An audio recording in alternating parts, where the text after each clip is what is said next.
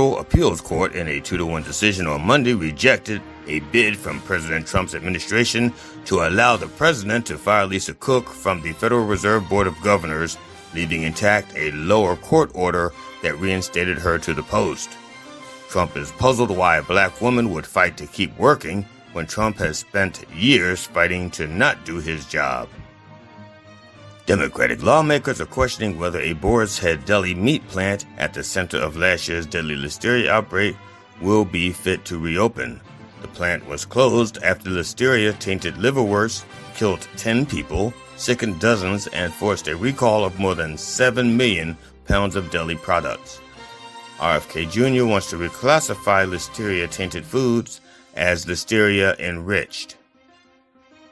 A dying octopus in Southern California aquarium named Ghost is receiving an outpouring of love and well wishes as she spends her final days pouring her last energy into caring for her eggs, even though they will never hatch.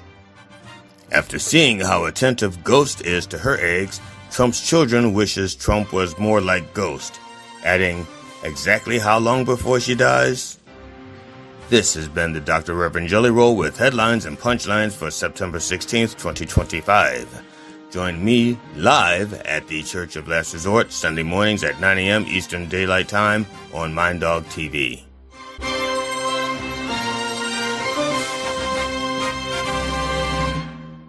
The opinions expressed on this program are those of the host or guest and should not be interpreted as statement of fact. Independent fact-checking and corrections are encouraged. Can we get a cup of coffee in here, please?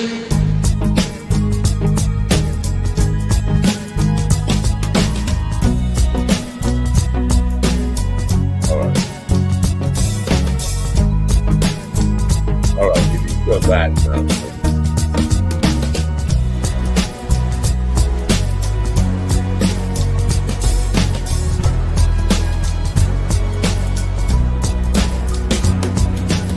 Damn good coffee and hot. I don't know. We'll see how this goes here.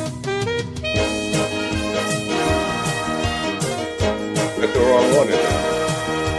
MindDog is your mind's best friend. MindDog is your mind's best friend.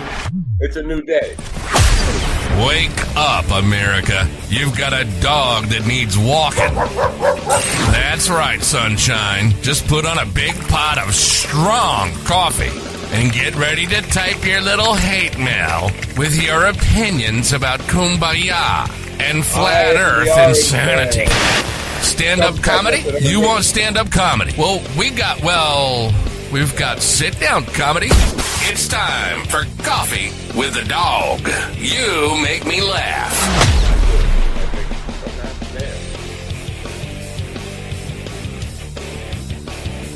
Just don't know. All of a sudden, oh, that can't happen. Interruptions in the sound because of mail coming in. You didn't hear it.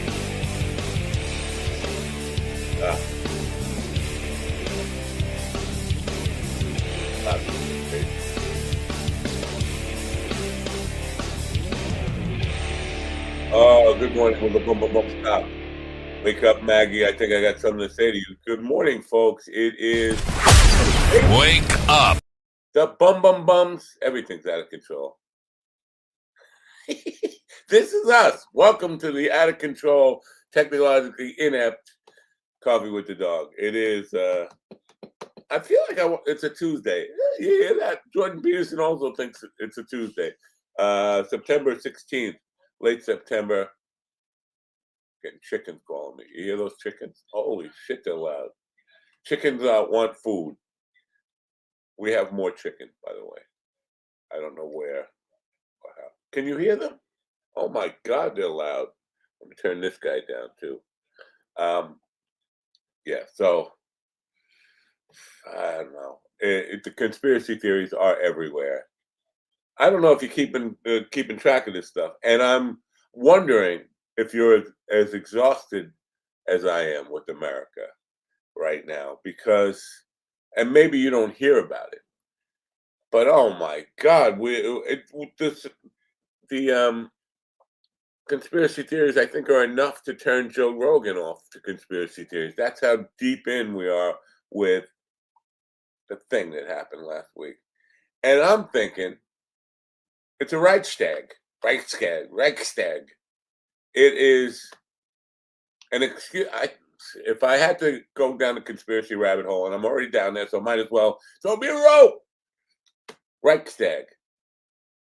They did this. They did it. Whoa, I'm a they guy now. I don't know who they are. The Hitler regime did it to burn down parliament so that they could make a one-party government. That's one-party nation, one-party rule. That's what the goal is here. And it seems like, okay, that's a conspiracy theory, yes. But it also seems like it makes sense.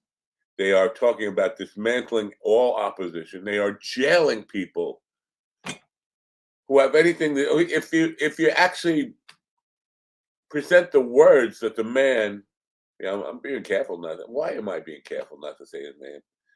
Say my name. You print his own words. You say his own words, and somehow that's offensive to them. I'm saying they and them a lot, aren't I? I am down the conspiracy. I'm Joe Rogan. Welcome to the Joe Rogan Experience. I know I look a little different. But yeah, I mean, Israel killed the guy, right? Israel killed the guy? No, Israel didn't kill the guy. Well, he did say something a year and a half ago about Israel. He read an article from the Jerusalem Post. Nobody at the Jerusalem Post who wrote the article, by the way, got killed by Israel. But they decided to kill some podcaster who talks to kids. Half of them don't even vote anyway. None of it makes sense. I'm just so sick and exhausted of all the conspiracy theories. I don't know where to go from here. I really don't. We have no guests today, if you haven't figured that out. We do have guests tomorrow, Thursday, and 2 on Friday now. Thursday seems to be an interesting one. We're going to talk to somebody with a ranch sanctuary, horse sanctuary, that uses horses as therapy. I could use a little horse therapy, right? Couldn't you? I mean, come on. You go pet a horse, the horse takes a shit, you go, oh my God, oh. And then you're like, oh, I feel better. I'm ready. I'm ready for that. I think she's in Colorado somewhere in the mountains. Maybe she's in Utah, and I'm not going to Utah. Not for anything. But I don't even want to get into the conspiracy theories because Kyle Kulinski, who is not a conspiracy theorist at all, laid out some pretty heavy and devastating and surprising shit yesterday that blew my mind. I was like watching it's like getting stoned on the white weed and watching the History Channel, Ancient Aliens or something. And then you say, whoa, I can believe it. I don't know if you know it, but whoa, I'm stupid. So that's where we're at. I have mice that don't work. Mice's mouses, but the computers are back. But then GD's computer starts fucking up. That's the way life is. That's the way, we do it. You're not buying merch. You got to buy merch. And give me ideas for merch that you want. Listen, Halloween's coming up. You want a Halloween shirt? What do you want? You want a I didn't kill him cup? Because somebody said you killed him. Like on Twitter, I hate to break this to you, but I've been on Twitter. But somebody on Twitter, you killed him. I didn't kill him. I know who I killed, and believe me, it's not by bullet. I'm throwing him off the roof. Everybody knows I'm a throw him off the roof guy. With the bullet, I did it. I didn't shoot him.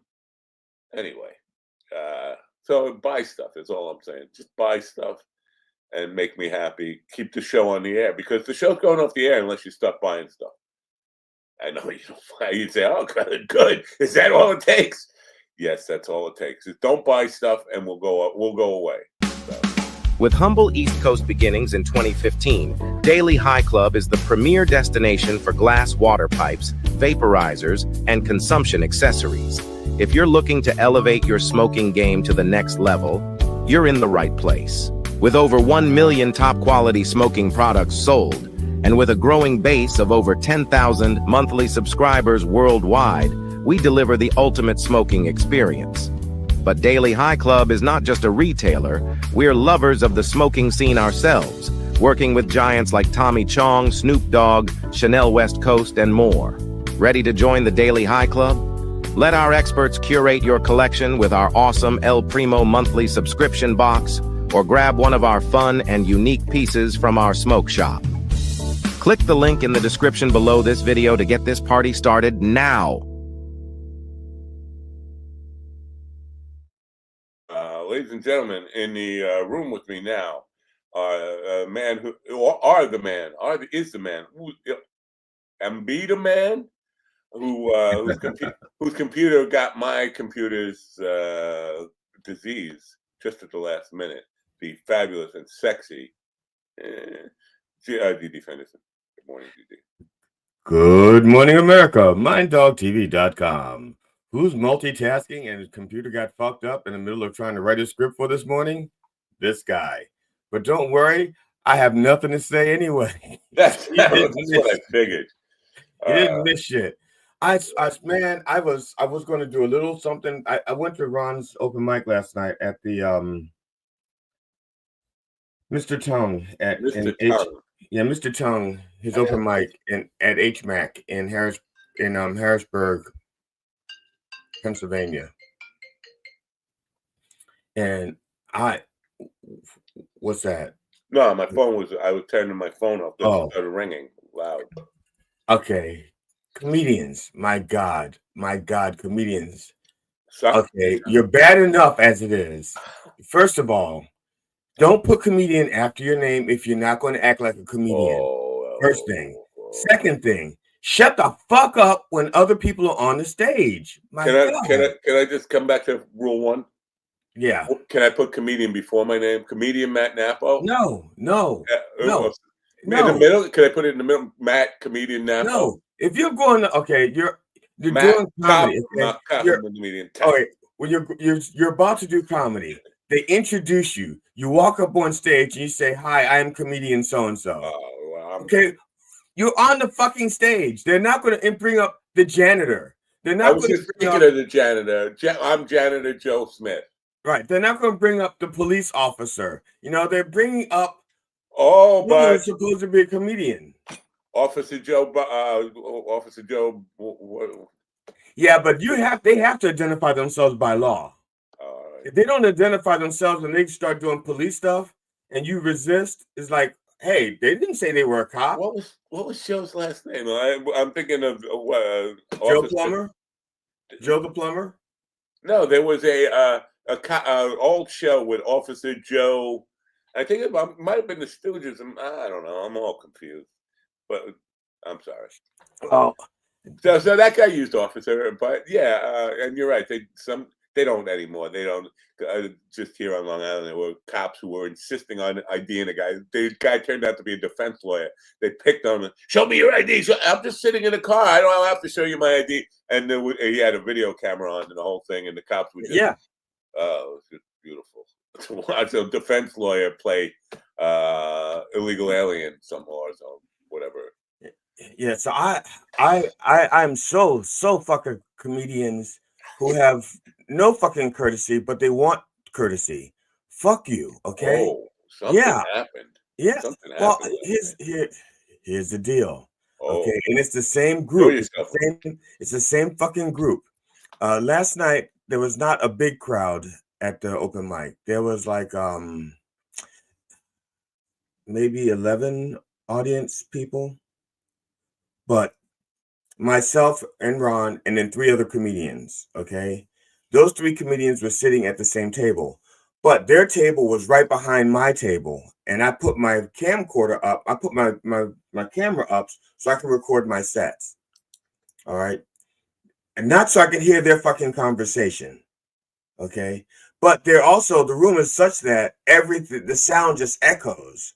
So their conversation, I start off, I'm engaging, and if you watch the video, you don't hear them talking in the beginning. You hear people laughing. Then those 3 comedians start talking, And then the table next to them starts talking. And then the table next to them starts talking. Next thing you know, I'm left with 4 people paying attention to me, as opposed to all of the audience paying attention to me. Now, there were people in the group that was talking, like there was a group of 7. 4 of them were talking, 3 were paying attention. But I couldn't tell because of all the fucking talking. I couldn't hear their laughing because everybody's talking so fucking loud. And then they're talking louder so they can hear their own conversations. So when my set was over, I went over to the table because first of all, during the set, I actually have a line in my thing. That actually part of the punchline is "shut the fuck up." That's my punchline. At one of my. I have the same kind of line, but it's not part of any. Well, one of my punchlines is shut the fuck up. So I get to that punchline and say shut the fuck up, and then I say no, really, shut the fuck up. You at that table, just shut the fuck up, okay? And the people in the watching over there thought that was really hilarious. That it just looks like me saying shut the fuck up is a punchline, but no, that was the punchline, and I'd have said it whether those people were talking or not. I just would not have kept saying shut the fuck up like that. Wow. So when I was done, I go to the table of comedians, so-called comedians. I'm sorry, they've been doing this for a while. I get angry, especially the ones that are not new. These are veterans. They've been around for a while, and they always think that what they're talking about is more important than what's going on the stage. And if that's the case, get the fuck out, so the people who want to hear what's going on the stage can hear what's going on the stage. So when I was done, I went over to the table and I said, and when you go up, I'm going to be quiet and I'm going to pay attention. It's kind of passive aggressive. And then the woman, Aaliyah, the comedian, says, I was only whispering. And I said, I tell you what, I'm not even going to whisper when you're up there. I'm actually going to pay attention. And she didn't have any fucking material anyway. She was just doing crowd work. She had a little bit of material, but mostly crowd work. Yeah. And then the next person goes up, and he wasn't ready. He knew he was next, and he's eating chicken. He goes up and he starts with a chicken wing in his hand. And it's not the first time he's done this. He's done this before. It's like it's his thing. I run up there with it. And so last night was the first time the audience had seen him do it. But he runs up and he's like, and he put like he was caught off guard. So I'm not amused by that because I can't understand what the fuck he's saying. And I'm thinking to myself again, I'm just fucking annoyed with these fucking people who are experienced comedians but act like fucking rookies. I can't stand it. They're impolite. They're rude. They're not using material. They're just doing fucking crowd work.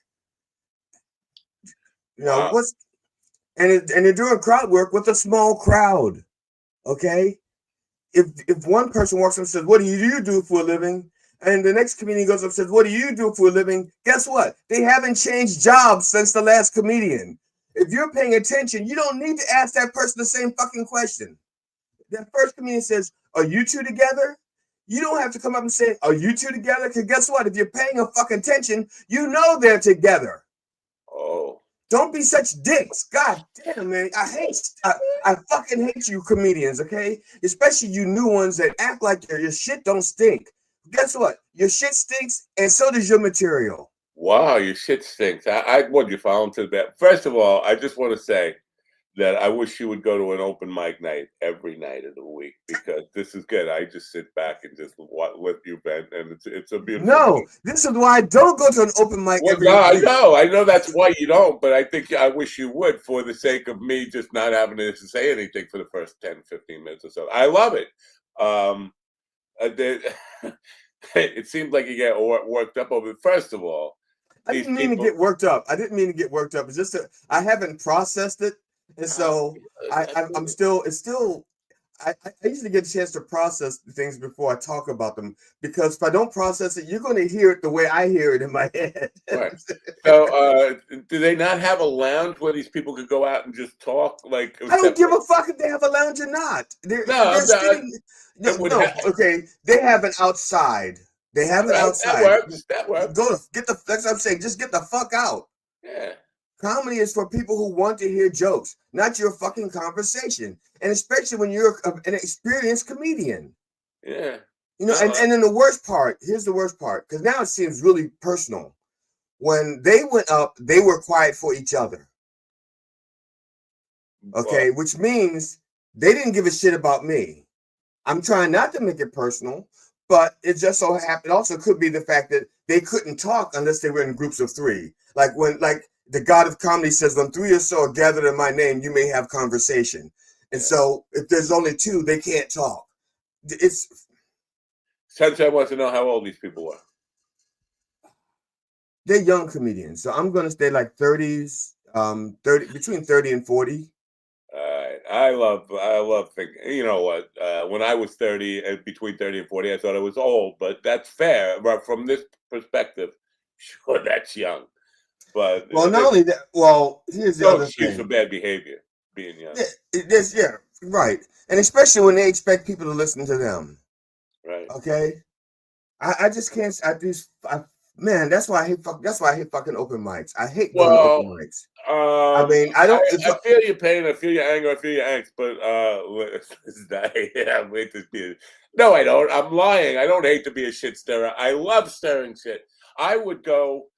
I don't know if you know the person who runs this particular open mic. Yeah, no, I don't know Ron Kane at all. I've never met him. I would go to that person and say, you know, you really need to run a tighter ship here, Mr. Tongue. Is that his name, Mr. Tongue? And this is the thing. This is why I didn't mean on talking about this now. Because when I said I want to process it, I want to talk to Ron first. Because I don't know if he's listening now. I don't know if he's listening, and I don't want him to hear this for the first time here, especially with me ranting and raving. When I should have said something, I want to say something to him before. I like Ron. I like Ron a lot. He's one of my favorite people in comedy. And I mean people. I'm not saying my favorite comedian. I'm saying one of my favorite people. Okay, one of my favorite people in comedy. Such a fucking curmudgeonly angry. Well, it's like Slaptail. He's curmudgeonly and angry, even though he's not old. So yeah, I appreciate that. He's a wonderful person, a wonderful human being, a good soul. Yeah, I appreciate what he's doing. If like I said, when he was in Yorktown and the comedians weren't showing up, it was Ron and I, we showed up. We gave whoever was sitting out there, we put on, we did for them.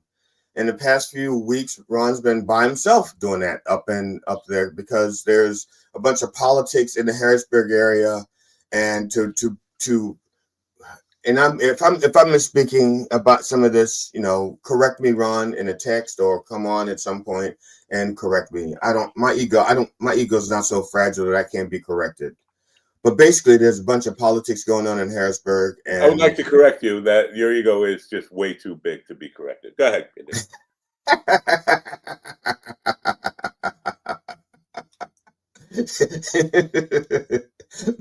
So there's a bunch of politics going on in Harrisburg in the comedy scene, and it's so fucking immature. My God. What we do is hard enough. We don't need the extra politics.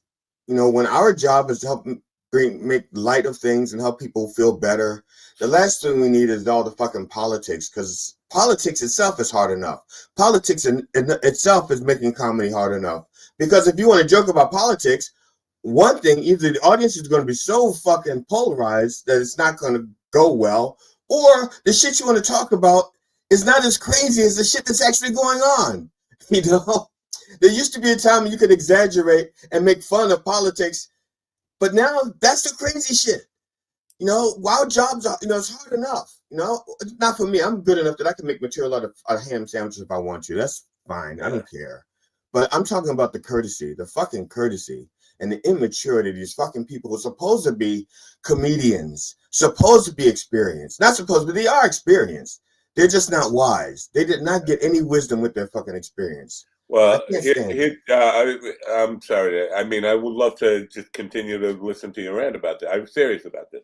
But one recommendation is to go there with a little notepad and a pen and just take names and then come on here and name them and tell them you're going to name. tomorrow morning on the radio and on YouTube. But see, I wouldn't do that to Damian Robinson because I like him.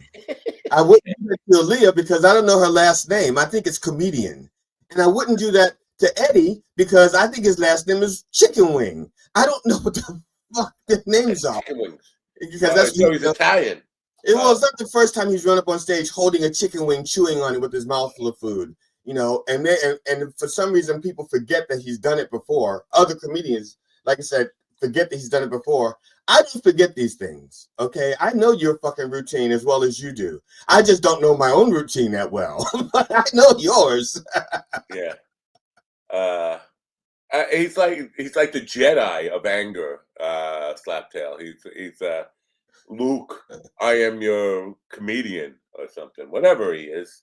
I don't like the last time I felt this angry about something like that was when I was on stage. I was doing an open mic as the Reverend. Okay, and he's not as nice as I am. He's seems like a nice guy to me. I mean, I've never seen. Oh, he lost his shit. He had a bit that he had, because he was promoting his show. He was promoting a Blessing and Blasphemy show, and as soon as he took the stage, like eight of the comedians stood up and walked out. Just stood up and walked out. As soon as the Reverend didn't even open his mouth, you didn't even know if he was funny or not. They just got up and walked out, and then you could hear them so loud outside that you could hear them inside. So the Reverend just started yelling at him to the point where the host and the hostess applauded the Reverend and gave him 3 extra minutes to rant. Wow. they went to. I knew I was like close to time, and I looked at him and I said, how close am I? And they said, oh, you're over, but keep going because you're saying what we want you to say. So I just spent like 8 minutes ranting and yelling at the other comedians, and I feel like I'm doing that now. Wow. I'm having mouse. I got to get a new mouse today, and then everything will be shitty again. But what about your mic? Is it even when you turn your head, your volume doesn't drop? Isn't that my volume? Your volume didn't go up, and I didn't hear the tap tap. I have a compressor on it. This computer has better. I switched computers around. The good computer has a better compressor, a better outboard system for the audio and all that stuff. Okay. The one I used to use for music production. And so, it's been uncomfortable for about 2 months now since I had them switched around the other way. We're back almost. Well, I appreciate. Steven says he never walked out, and I appreciate that, Steven. He rolls. He does the California roll.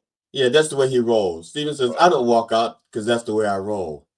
I think I would appreciate. Well, open mics. I mean. Jesus, it's hard enough doing comedy on a comedy show where people are coming to see, but then you get people who are just there for selfish reasons to go try out their stuff, and they don't really give a shit about the crowd or their fellow comedians, whatever, or comedian wannabes. They don't give a shit. Ah, man, it's got to be brutal. The thing is, it's not every open mic.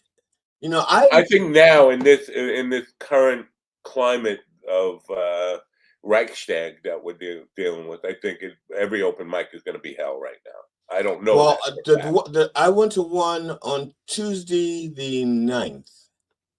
Yeah, Tuesday the 9th. Or maybe it was the 2nd. No, it was the 9th. It was, second Tuesday. It was the 9th. And the comedians were courteous. And there was like, 19 comedians or something? I don't know. I went up 15th. Or 16th or 17th, and there were still 4 comedians after me. So it was like 20 comedians doing 4 minutes each. Wow. Yeah. But you know something? They stayed to the end, and they didn't talk during your set. And if you were funny, they laughed. I know that because they laughed at my shit and my jokes too. My shit was funny. I had corn that day. But they also laughed at my jokes. Or my short stories or whatever. Hasn't there been a rule about robocalls, a law about I'm getting them like 6 o'clock in the morning. They wrote the law, they passed the law, but they left in loopholes. And I'm willing to bet that you're in that loophole. I am the loophole, Mr. Loophole. Yeah, it says right there, you can call Matt any fucking time you want. It doesn't matter. Oh, I love your angst this morning. I want to work it. I want to work it a little bit. Well, Ron, if you're listening, I apologize. Ron, if you're listening, I apologize to you because don't put it away yet. Leave it out. No, I'm just saying I'm apologizing to Ron because I should have. I wanted to talk to Ron first before I did this, but I'm just. I love Ron, but Ron is part of the problem because he's promoting this trans agenda, this LGBTQYCK agenda, and it's all his fault. So let's lay that. Matt is Mr. Loosehole. Mr. Loosehole. Loophole. Loophole. I get it. Yeah. I get it now. Loophole. That's what. Oh, that's funny. Loophole to loophole. Oh. I feel like I don't get it. Loophole. What does he mean by that? Are you familiar with the name Trey Walker? No, not Trey Walker. Is it Trey? Yeah, Trey Reed. Trey Reed. You know who Trey Reed is? No, I only know 2 Treys. That's 6. All right, big high school cafeteria Trey and Trey Reed. Oh, okay. No, I know Trey Stovall. I've known her since. Well, you're gonna want to remember Trey Reed. Why? You remember the movie Mississippi Burning? Yeah. Is he the one that got burned? Well, no. He was one who he was one of the good ones who this morning was found hanging from a tree. A black guy hanging from a tree in the campus in Mississippi. What? What was the campus? That's not a joke? No. When did he get found? Two questions. One, did you use the news this morning? Yes. Okay. I hope it was. See how short it was? 90 seconds. Yeah, it was good. Beautiful. 12, about almost 1 o'clock Eastern time this morning. Okay, it was too late. Then it would have been too late for us to notice it because we looked at the news at 11 o'clock or around that time. It was early this morning. He was found hanging. Apparently, he lynched himself. They're not even going to look into it much further. Oh, he must have just hung him like. No. Listen, if somebody is going to try to incite racial tensions, they're not going to do it by killing themselves. I'm sorry, it's not funny. So excuse that little laugh there. They're not going to do it by killing themselves. Nobody's going to, it must be, he's just trying to make it look like retribution or something. I mean, really? No. I mean, I know a few things about people who hang themselves. I've been around people who hang themselves. Not funny. Stop laughing. Even I've been around, but saying I've been around people who hang themselves. So maybe the problem is me. They don't do it. They don't do it in the middle of campus. I've never, in all my hangings, nobody has ever done it in the middle of campus for attention or to start shit like that. That's police in Mississippi are not looking into this because they want the conspiracy theories out there. They just want to keep people with the he did it. You know who? Trans people kidnapped him and hung him because these trans people, they're the problem. They're trans immigrants, is what they are. We're back to Mississippi Burning. The parallels between 1960s and now get stronger every fucking day. But technically, it wouldn't be Mississippi Burning, though, right? It'd be Mississippi hanging, Mississippi lynching. Yeah, well, there was lynching. But we don't know that. But we don't know that he was actually lynched because I mean, we don't know. Right. Is what I'm saying. I mean, right. We don't know for sure, and we're never going to know because they're not going to investigate it as such. They're just saying, "No, it's a suicide." Nothing mysterious here. Nothing to look. No notes. Because in order for him to hang himself, he either has to have, because you have to have leverage. I mean, or lack of. Well, you have to dangle. And you better be damn sure it's going to work, first of all, because you don't want a broken neck and live. Right. Yeah. Now, was there something underneath of his feet that was like kicked out? Or because the regular lynching, they throw the rope over and they just pull you up. Right. Okay. If there's nothing underneath of him to hold from him to have kicked out, then he was hoisted or he climbed a tree and jumped. Right. Now, if he climbed a tree and jumped, then the neck should have snapped. Yeah. And there also should be bark on his knees and clothing from him climbing. Yeah. So, there's enough to look at to see if he actually did it. And I'm an amateur. I'm just a forensic humorist. I'm not a forensic, whatever the police officer is. Yeah. Homicide detective. Right. I'm not a forensic detective. I'm a forensic humorist. And I know that much about hangings. Yeah. So, to say no suspicious circumstances there and just walk away. I mean, just reading it, it's suspicious enough. Well, I'd say you can't trust anything anymore. This is that's what the conspiracies are designed to do, so that we don't trust anything. And am I the only one that's totally fucking exhausted about it? I can't, and it's like, oh, well, turn off the news. I don't ever fucking turn on the news. I'm out on the fucking lawn smoking a joint, and there's a fucking lady walking by with her dog, and she said, "Oh, did you hear about?" No, I didn't hear about it. I don't want to be here. I'm out here trying not to hear about it. It's going to get worse. You'll be sitting back smoking a joint and tripping, and a blimp is going to go over your head with a little trailer saying, "Today's news, Matt." The deer and the chickens. The chicken is going to give you news for food. We got more chickens. More chickens keep showing up. It's like word is spreading within the chicken community. This is where they go. And yesterday, I'm out there, and my wife brings me larvae. They love to eat the larvae. So I'm trying to feed. She said they'll eat right out of your hand or out of the cup there. And I'm trying to do it. And they're just like, fuck the larva. Let's eat his leg. And they were just chomping at my leg. It's like something about me. I think it's mutual. I mean, I like chicken. They like Matt. So, I'm getting surrounded by chickens. Anyway, are you exhausted by do you even hear the conspiracy theories? I don't pay attention to conspiracy theories. The only way this is how I do my news intake. There are only like 3 people that I actually will trust with actual news. Okay, and after I watch them, I research what they talked about. So, for example, I like Chris Hayes, even though he's very progressive, and he leans left. He presents facts. He does, and and if it's and Rachel Maddow, I've loved Rachel Maddow since her Air America days. And Stephanie Rule, I've loved her since her CNBC days. Hold on, before I forget, is Air America still on the radio? Is that still a thing? The channel is still there, but I think it's called Progressive. I think it's called the Progressive Channel. And like, who would be on? I don't know who's on it now because honestly, after Rachel Maddow left, and they started changing their formats, I think Dean Abadala's on there. Dean Abadala's on there.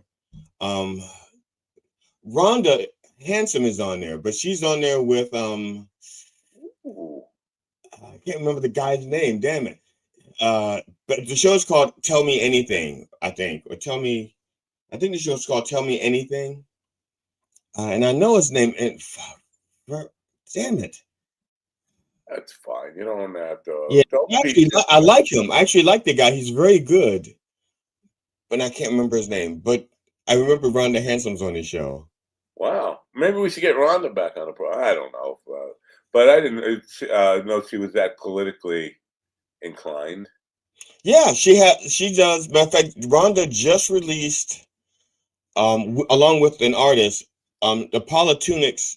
They have a thing called Polytunics, and it's political cartoons. They just released a book, I believe, a collection of their works, Polytunics. Wow, I have some sad breaking news.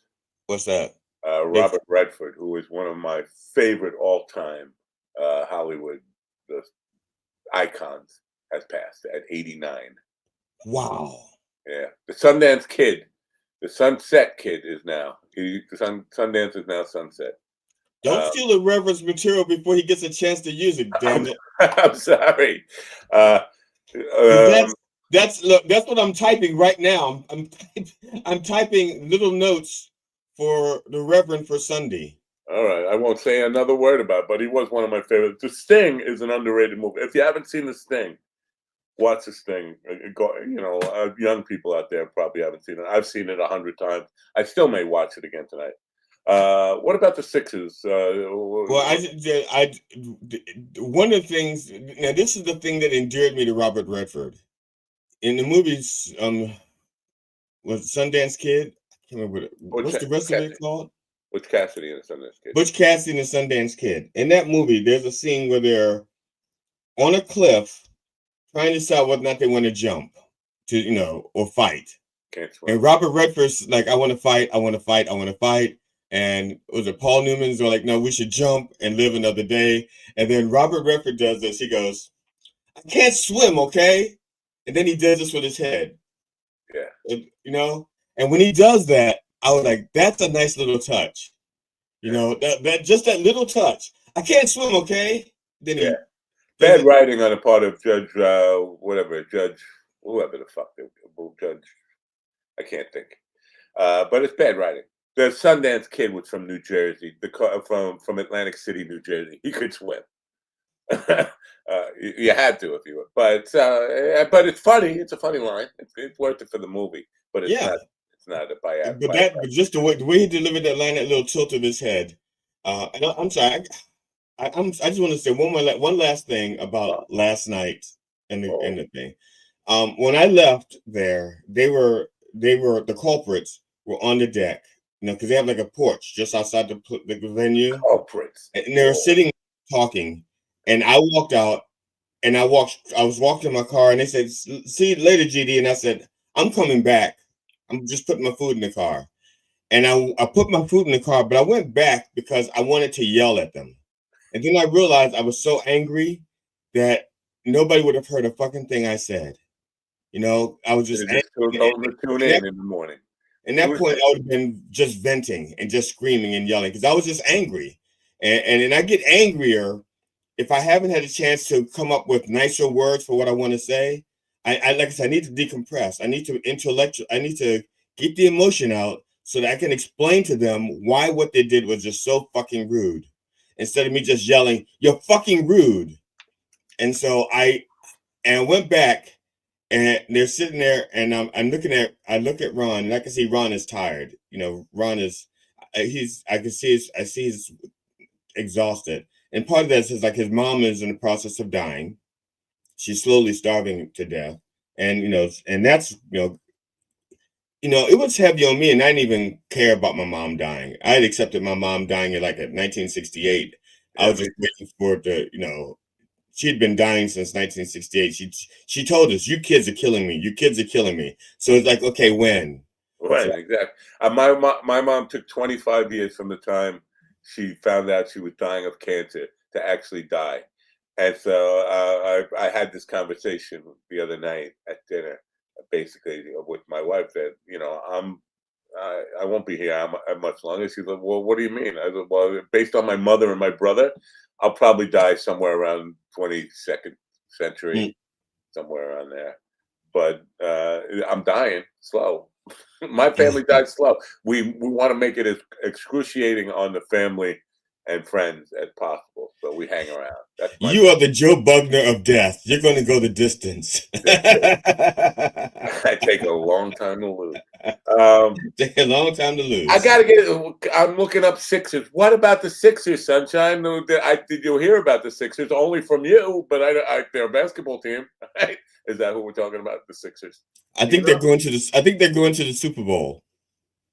That would be news. Where'd they get tickets? Well, it's kind of early to even get tickets for the Super Bowl, right? I don't know. They don't even. Do they know if they know where it's going to be played this year? Oh yeah. They know like 4 years in advance. All right.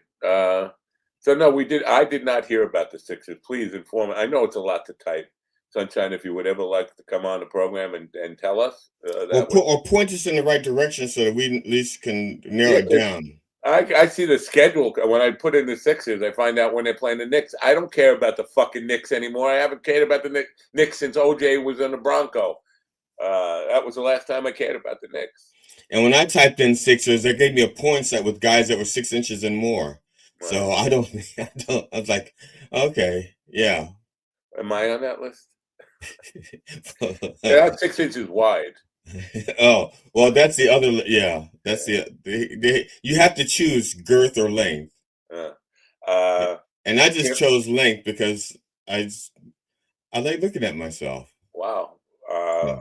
You should have just told these people, tune into the Coffee with the Dog tomorrow. I have something to say to you, and then they I didn't plan on talking about it this morning. I really planned on talking to Ron first. All right. Well, and I went back. I went back to do it, and I just looked at Ron's face and said, he's been through enough. He doesn't need to hear this shit. I'll calm down. Being called Patriots, and the Sixers, January Sixers. I didn't know that's what they call them, Sixers. I thought they called them the J6 pussies. But I know they're asking for money. They want it, and Trump wants to give them money. Most of them, right? They're going to get reparations before the victims of slavery get reparations. Yeah, there was I'm trying to think of the amount. There's a lot of condoms, a lot of contraceptive stuff from the U.S. that's supposed to be sent to Africa as part of the aid thing. Not aid the disease, but aid as in help and And I think they said it's $1 billion worth of contraception, but it's in Belgium, in a warehouse in Belgium. And the U.S. said, we're not shipping it. We're not sending out abortion stuff. And it's not abortion stuff. It's contraception, which is exactly not abortion. It prevents people from getting pregnant so they don't have abortions. And they said that they destroyed it all. They said they spent $160,000 to destroy it all. So Belgium sent government officials in to see if it was actually destroyed, because there are other charity organizations offered to buy it rather than to destroy it. Like the Gates Foundation and a few others said, we'll give you the money. We'll give you the money. We'll buy this and we'll distribute the aid. And Trump and his people said, no, we're not going to fund abortions in third world countries. So no, we're going to burn it. So Belgium sent people in to check out and to inspect it, and it was not burned. It was still there. It had not been destroyed. So they reached out to the Trump administration to talk to the person in charge of it to find out why they said in the news that it had been destroyed, and nobody would answer. Nobody returned the calls for several days or something. And then they're going like, oh, that must have been a miscommunication. We didn't say that we destroyed it. It's like, no, those are your exact words. We destroyed it. We incinerated it, was what their words. Whoa. And incinerated implies destroyed.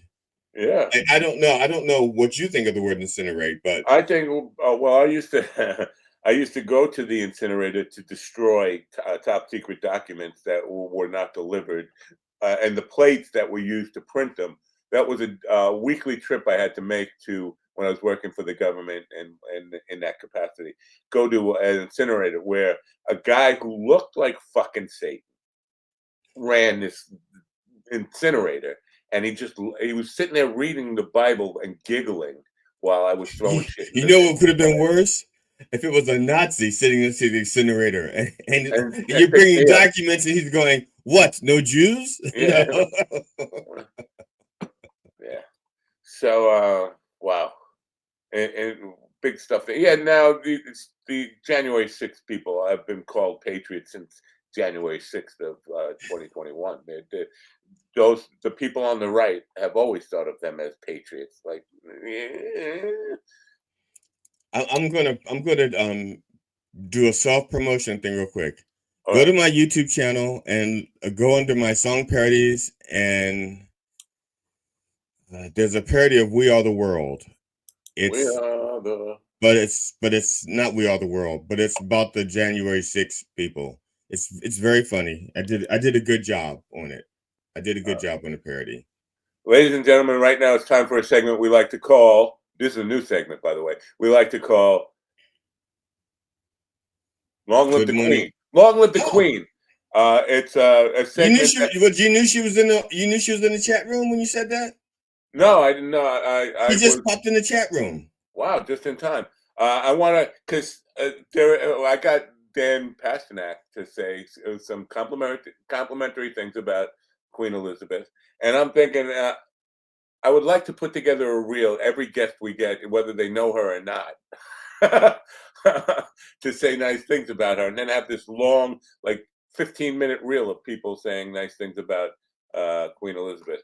We should ask Jackie if he knows her. He knows almost everybody, and she knows almost everybody. That would be not good on her to know Jackie. Anybody who knows Jackie is a terrible person. Let's just no, because Rhonda Handsome knows Jackie, and Jackie knows Rhonda. I know Jackie, and I'm a piece of shit. Rhonda's not a piece of shit per se. No. But she got away from Jack. She ran. Oh yeah, she's also they just know each other through comedy. They don't really know each other. I know I said this last week, but let me just get some clear time here where I can make a cut here.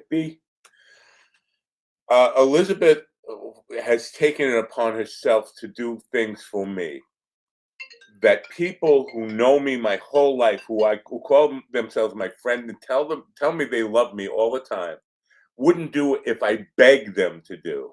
And I have begged, some of these celebrities I know, can you get me such and such as a guest on the program?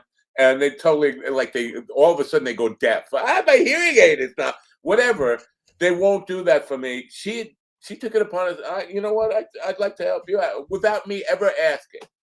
That is what you call a true friend and a good person. And I can't articulate enough how much I appreciate her. And that's going to be the start of my reel right there. So, if you want to find out how wonderful Elizabeth Croydon is, she is also featured and done way past funny. Go to my YouTube channel. Go to my playlist for Done Way Past Funny. Elizabeth Croydon is in there, and so is Matt. Matt was probably the most talkative guest I ever had on that show. Really? No. Really? Well, because after Dylan Brody, after Perry Kurtz, and after Tommy Chong, you're the most talkative number and after Elizabeth Croydon. Yeah, after Elizabeth Croydon. After everybody else. But I did tell him a slightly humiliating, but slightly amusing story. Very humiliating, but slightly amusing story. That I accidentally dug up by doing research on you. Yeah. So every morning when I go to Facebook, I make a habit of wishing happy birthday to people whose birthdays are listed there, whether I really know them or not. Right. This morning, I go there, and there's 3 different people in there who have told me to die. Go kill yourself. Well, John Corridango, who I knew from elementary school through high school. He's a hardcore Trumper, and last interaction, he saw I wrote something about Trump, and he said, "Why don't you just go kill yourself?" He's on my friends list, and generally, even if I know they're Trumpers and will likely to hate me, I'll say happy birthday to him anyway. You know what? I almost wanted to say, I hope you fucking die on your birthday, but I didn't. I restrained myself. But I mean, what? And I told him, get off my page, block me or whatever. Don't. But so this is like a year ago now, or almost a year ago, and he's still hanging around. He must have seen a lot more ugly shit I have said about Trump, but he's being quiet. But he didn't. Why not block me? Why keep me around and hope I kill myself? Maybe he's just waiting to see somebody's post on my page that I've off myself. I'm not going to off myself for your being, John. You're fun. Not going to do it. But coming back to the tone of the title, The Grand Conspiracy. Have you heard any of them? Do you know any of the Grand Conspiracy thing? Israel did the deed to a podcaster last week because of something. He read an article from the Jerusalem Post. Oh, I heard you say that, and I thought that was like they killed. I thought somebody was blaming them for killing Charlie Kirk. Yeah. Oh, so, okay. On his podcast last year, he read an article from the Jerusalem Post that stated that Netanyahu and all of the Israeli government knew about December 7th before, or December, whatever, what was the date? October 7th, before it happened. And it was like a Pearl Harbor thing. They let it happen to use it as an excuse to go to war. And so that's what the Jerusalem Post wrote. He just simply read that and said that it makes sense to him, and he sort of agrees with it. Now, people are saying they killed him for saying that a year and a half ago. Okay, first of all, that's a dumb conspiracy, and it's stupid. And why wait so long? And he wasn't the only person to say it. Right. You know. And they didn't kill anybody at the Jerusalem Post who wrote it. And or didn't kill any other podcaster that said it. So no, that's stupid. Okay, right. Next. See, that's why I don't listen to conspiracy theories. Most of them are just so fucking stupid. If you pay, just shine a little bit of light on it, it falls apart. It's exhausting. But when you hear Kyle Kalinske, who is not a conspiracy theorist and generally shuns conspiracy theories, going deep into the rabbit hole here, the kid. And yesterday, I think I said his name wrong. I think I kept calling him Tyler Richardson. I think it's Robinson or something. Anyway, I think it's Robinson. There's video of him walking, and they say he has a rifle down his pant leg. He was just happy to see them because he's walking with a stiff leg, right? But even so, you can't fit a rifle down your pant leg and not notice it. I mean, it's you can't say, "Well, I'm mad." Well, huh? A rifle is not just a stick. It's not a broomstick. It's a fucking. He also had a sight. He had a scope on it. Right. So unless it was disassembled, so that there was like part of the rifle was in his pant leg. Yeah, well, they say it was fully assembled in his leg. That's why he had to walk with a very stiff leg. He couldn't bend his knee. Right. So, but they also say this rifle is very difficult to assemble and disassemble. You need tools, and it takes about 10 minutes. Even if you're skilled at it, you have to take a screwdriver and all this stuff. And so he walks to the place wearing a black shirt in the video, but then before he goes up to the roof, changes into a maroon shirt, goes up to has to take the rifle out of his leg, disassemble the rifle, put it in his backpack now so he could go up the stairs without being detected carrying pieces of a rifle, goes up the stairs, switches to a maroon shirt, reassembles the rifle, puts the black shirt back on, does the shooting, runs to the roof. And there's video of him running across the roof and jumping off the roof. Yeah, I saw that video. He's not carrying a rifle. He jumps off the roof and runs away. Then they say, well, he must have unassembled the rifle and put it back in his backpack. So after he did the shooting, he's going to take 10 minutes to disassemble the rifle, put it in his backpack, go make a run for it. The problem is when he made the run for it, they say then he changed back into a maroon shirt. Why? Why does he keep changing the fucking shirt? Runs into the woods, reassembles the rifle in the woods and leaves it there and goes home. Okay, now, again, I don't really like to play with rabbit holes. The rabbit likes it, but it just gets my fingers dirty. But I don't, it's if the guy shoots from the roof, maybe he throws the gun off the other side. I don't know, and then I don't know, I don't know how high the backside is, but he plans on going off the back end, goes over and sees it's too high. Throws the gun over, and then they're like, "Oh shit, I can't jump that!" And he runs to the. That's not what happened. You see him come right out of the building, run right to one edge of the roof. He has the backpack in his hand. And he throws the backpack off, and then he jumps off. But there's no rifle to be seen.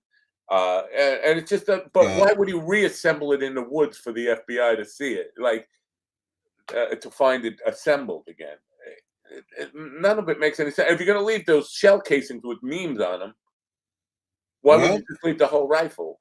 And since he's not cooperating with the investigation, I guess his lawyers are going to have a field day with the defense. The only thing what's convicting him right now is the fact that they have what appears to be a confession All right, here's where it gets Alex Jonesy, and I'm sorry to even repeat this stuff, but this is where it got me to like Kyle Kalinske again. One more time, he's not a guy who's prone for this stuff, and he was explaining it in a way that made me like, did I smoke too much weed? I'm believing this shit. The guy first, when the shooting first happened, you hear the bullet. There's this old man, and I think most people have seen the old man that they thought was a suspect. He started yelling, "I did it! Shoot me! I did it! Shoot me!" They had the guy in handcuffs. They interrogated him. Turns out he didn't have anything to do with it. Kyle went down the rabbit hole and found this guy at 9/11, claiming he was a witness to a direct eyewitness to see the planes hit the building. Then he's at another mass shooting, not the Boston Marathon. I think there was another marathon shooting in Utah, and he was at that on news. Same guy showing up at all these things. Now he had to, if this is true, and it is the same guy, he had to have precognition that this was going to happen and plan to be there. Either that, or he's just like got incredible luck to always show up at all these fucking events. Or it's not real. Or yeah, and so they were saying now this is Kyle Kalinske saying this again, crisis actor. Like, wait a minute, now we're down the Alex Jones rabbit hole here.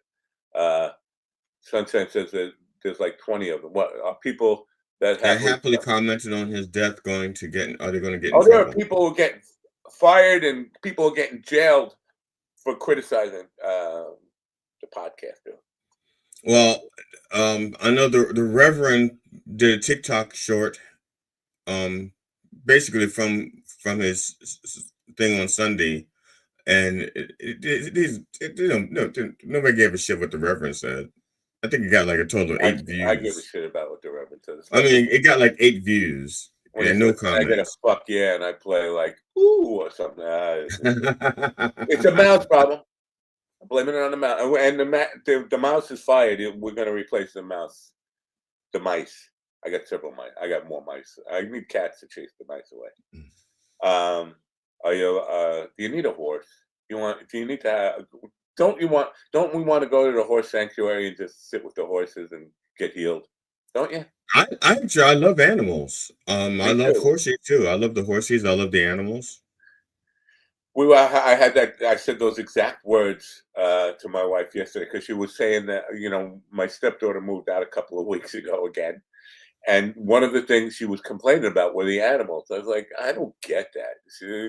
For me, the animals, I love animals way more than I love people. And for me, the animals are my saving grace. The time I get to spend with the turkeys and the deer and the chickens. I don't have a Surrey with a fringe on top because I don't know what a Surrey is. If I know what a Surrey is, I'll get one with the fringe on top. But the ducks and the pigs, I like the animals. Now, I can't believe that somebody would find that problematic. Like, that's my joy. There are a couple of things that bring me joy, simple things, and one of them is to feed the animals in the morning and in the evening. What do you feed them? Depends on the animals. I mean, I have standard bird feed and peanuts for the birds and the squirrels. And then for the raccoons, I have scraps, whatever, scraps, from I can't dinner. believe you feed the raccoons. Not that I have anything against raccoons. It's just that they're so good at getting their own food. Well, and that's the problem. If I throw my scraps, because I don't have a garbage disposal, and you're not supposed to put bones in the garbage disposal anyway. But if I put that stuff in my trash, because I am in the country, those bastards are going to tear apart my trash every night to get all the good stuff. So I just take it out to the woods and I feed, I just take it out to the woods. It's not like I have like little bowls for them. The only time I use bowls is if sometimes if my wife is making bacon and I'll take the bacon fat and I'll put that in a bowl.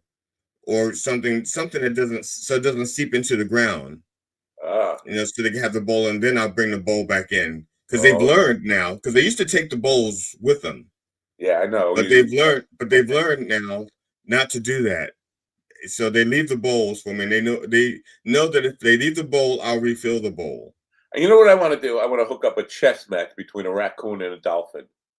I think the dolphin would win because the raccoon would think it was funny to take the pieces and run. Good point. They are a little mischievous. Yeah, they're thieves. Yeah, they're little thieves. Yeah, the bowls are a major problem for me. Walking, especially at night when the lights aren't on, and it's there's bowls everywhere, and I'm always tripping over bowls everywhere I go. There are bowls for every single. I think every one of them has their own bowl, and that's a lot because there are like, no exaggeration, 45 turkeys and 7. Now I think there's 9 chickens now. There was 7 a couple of days ago. Last night I counted 9. How many deer? But the deer don't get their own bowl. The deer eat apples, and they go toss it to it, and they catch it like a dog or something. Maybe I should. That would be viral. Just throwing apples to deer and watching them catch it. Now I have 2 deer. Well, I'm sorry, 3 deer. It was just 1, and I think she adopted somebody else's foals or babies, fawns, because they're too old to be hers and just show up all of a sudden when she wasn't like nursing them or all. It's like all of a sudden she has 2 semi-grown fawns with her, and her name is, there's one doe's name is Jane, and she's the one that, Jane Doe. She's the one that comes when I call her. When I open the door, she'll run, and when I call her, she comes back, and I can give her the corn. But now she has 2 other deer with her, and I just call them Ray and me because since she's Jane Doe, the other 2 are just like Ray and me. But I could just see you have one deer that's sitting in the corner with dark sunglasses going on. Jane Doe. What does that mean? And why are the kids named Ray and me? I don't get it.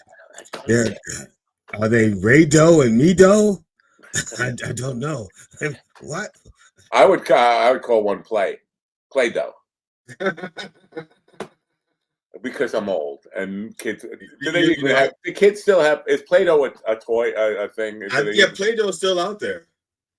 I would think they would have found one kid who ate it and said, "Oh, wait a minute! Look, kids are eating Play-Doh. It's all dangerous." That's what they do now. No, what they did was they had kids that ate Play-Doh and they just changed the flavor. It's like the kids that were eating paste. Yeah. In school, they just say, "Okay, we can't stop them from eating paste. This is make it less toxic. They're going to eat the paste." I think they stopped putting paste in my. I don't know. I don't remember actually. I think paste got replaced with Elmer's glue. Yeah.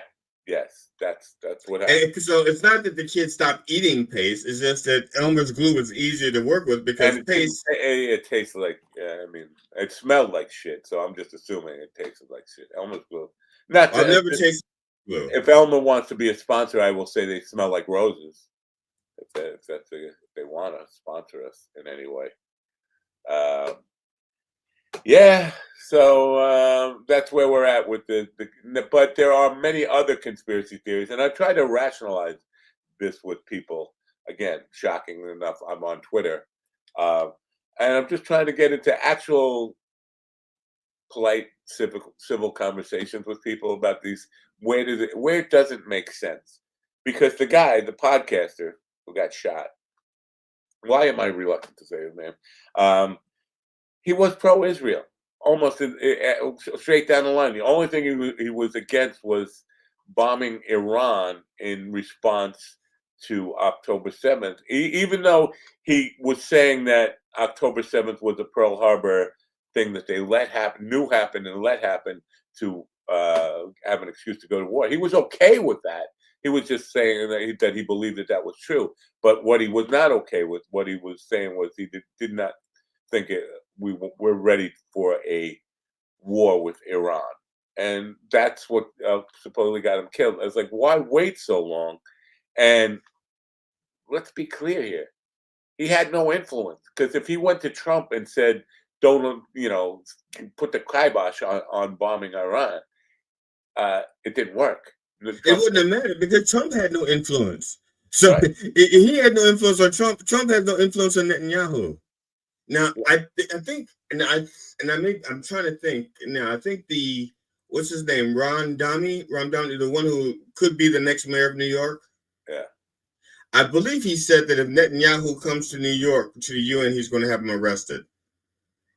Oh, Queen Elizabeth in the chat room says Netanyahu and Trump announced the podcaster his death at the exact same time. That's kind of, how would, I mean, did they get a phone call from the doctors? That's very weird that they. Well, first of all, it's fucked up that Trump did it on the 5 or whatever is that Fox show in the morning.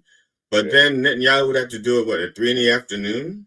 Yeah. Kyle, one of the lovey-dovey guys from, what is it, higher standards, lower frequency, what is it? Lower frequency, higher standards? What is? I think it's higher vision, lower pants. Get high on white weed? Is that the name? I think so. Yeah. Now, high waters, low pants. Kyle, put the name in the chat room. The name of your podcast. I think it's higher standards, higher frequency, lower standard. No. High expectations, low results. I don't know. Fuck me. Why? Getting old. It just sucks, man. This whole memory shit. Oh, Ron smiled last night at something I said, not on stage, but to him personally. So a smile from him is a nonverbal, pretty good. Yeah, I wasn't even telling a joke. I was just couldn't remember anything. I couldn't remember names as I was talking to Ron, and I said, Ron, this is how I know it's almost time for me to stop doing comedy because I cannot remember simple things. Almost time. What does he mean by that? But the thing is, once I got on stage, I swear it's almost like Mel Tillis. Remember how Mel Tillis would stutter? But when he sang, everything was like, no stuttering. Yeah. It's like that with me in comedy. When I'm not performing now, I can't remember shit. I don't remember names. I don't remember dates. I don't remember places. But give me a microphone and put me on stage. And all my material, and all, because all my stuff is short stories. So it's the same stuff that I should remember in a conversation. The same names, the same dates I should remember in a conversation, but I don't. I can remember when I'm performing. Yeah. But when I said to Ron, I think it's almost time for me to hang it up because I can't remember shit. And Ron just smiled. That was the idea of you hanging it up.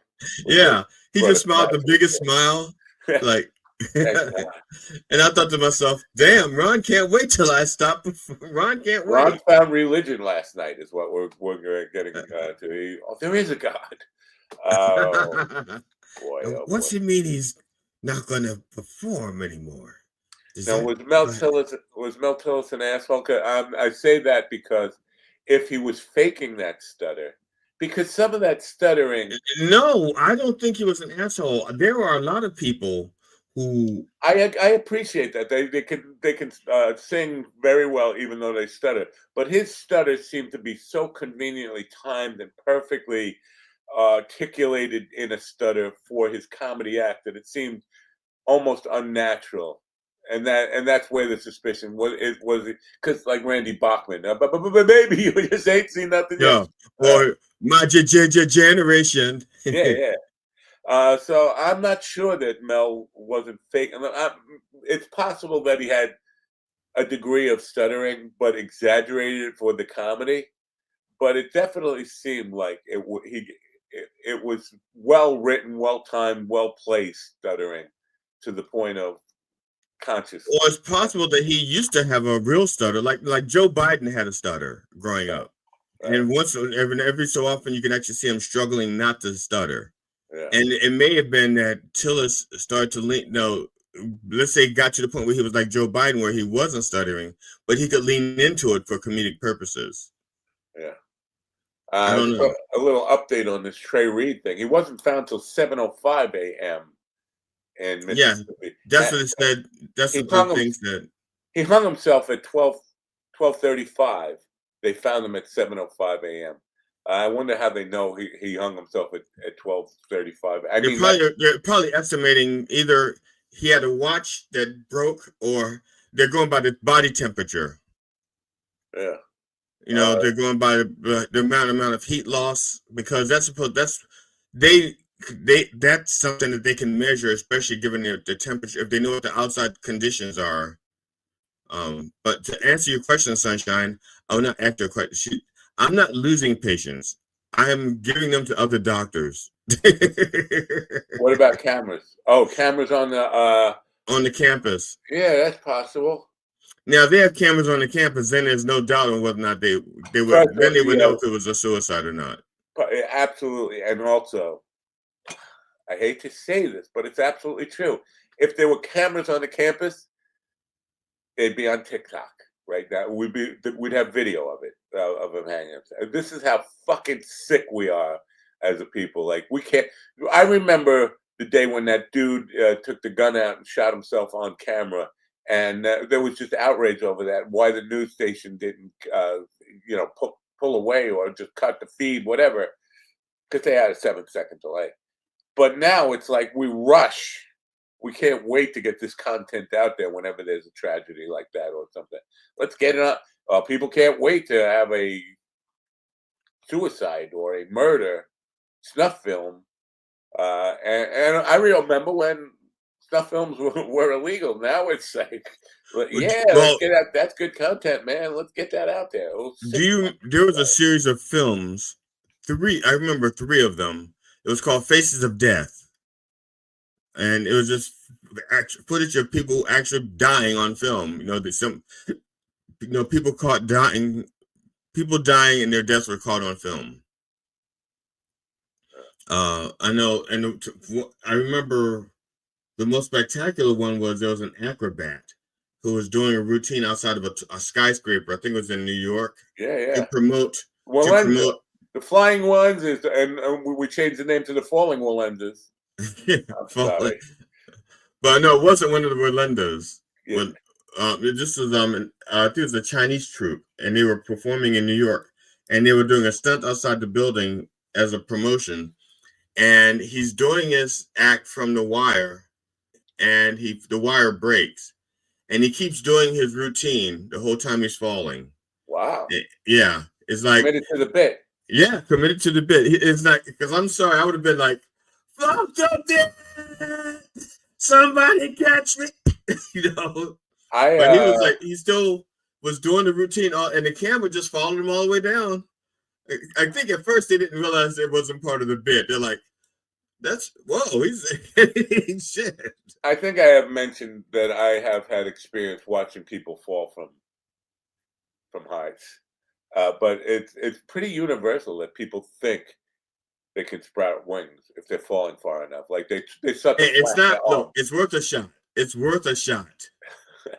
You don't know what's going to work. You don't know. I'm pretty sure flapping your arms is not going to work. Pretty sure. No, I'm pretty sure. Worth a shot. I don't know, because all right, if you could fly, sure, but if you're going to hit the ground, you might as well hit the ground with your arms, like instead of your head. I jumped off a building, and the building is like 25 to 30 feet high, and I thought I could like land and roll. And when I landed on my thing, I tried to lift my feet to like absorb the shock, and my knees hit me in the chin when I did it. Oh my God! I almost knocked myself out. Well, at least I didn't break anything. But it was like, bam! It was like, fuck. Yeah.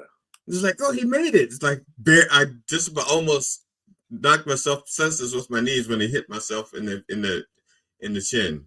Oh, hit yourself in the chin. September is halfway over. More than halfway over. Yesterday was my anniversary. I've been doing comedy 11 years in one day.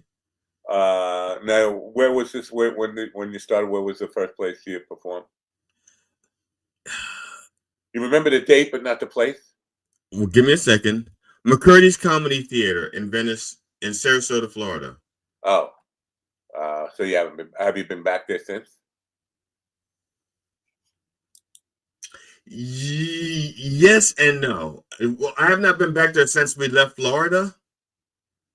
But before I left Florida, I had been back. Yeah. Was it an open mic night or was it an actual? No, show. no. The way it works down there, you have to do like at least 5 open mics, and once you get to the point where they trust you with 7 minutes, then they So can that put you. wasn't your first thing. Then you had to do 5 open mics before. Oh no! I did no when the stage was my first time doing it, and then to get back on there because what it was we did a workshop, we did a comedy boot camp, and the graduating class opened up for a headliner. And it was like a paying show. There were people it was like 200 people there who paid, some of them to see future talent and future disasters, and there was a headliner.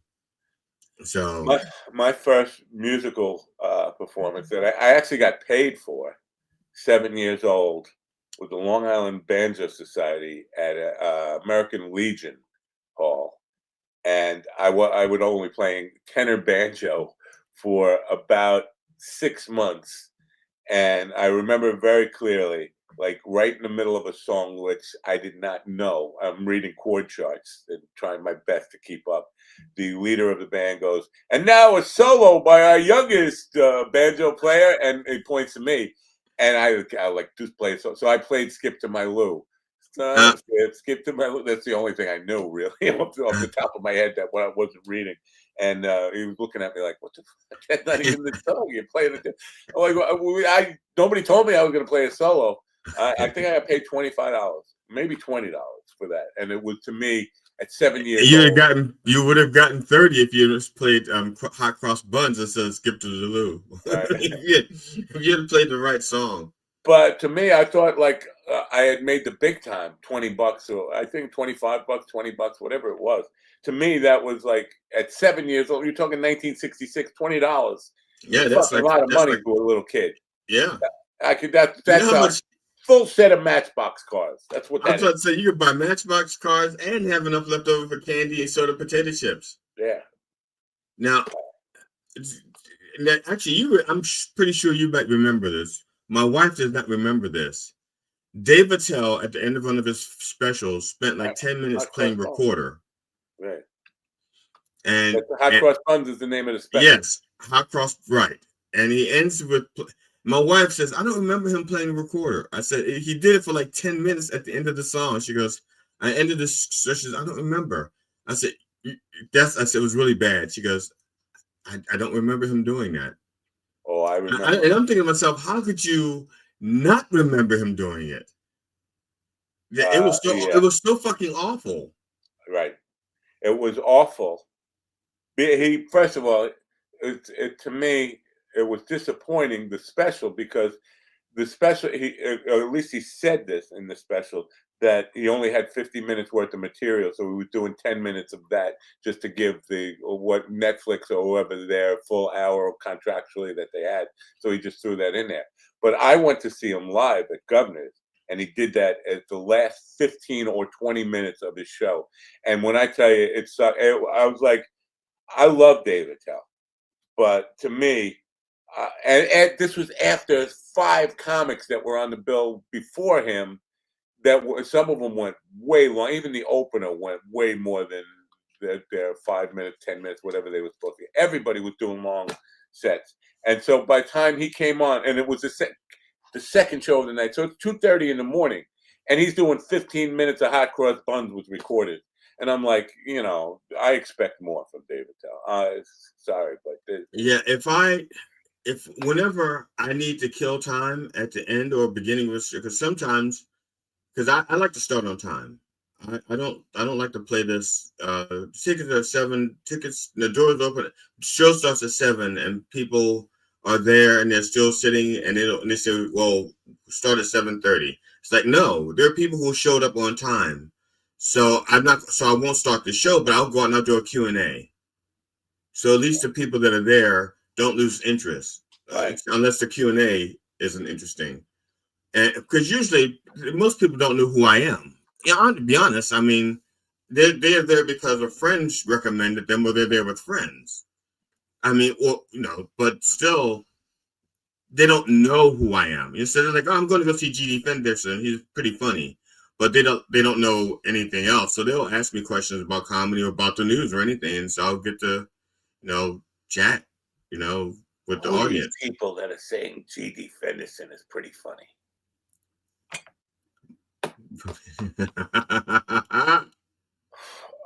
Yep, and just for people, listen, I appreciate all the mail I get. That means that you're out there listening or you care.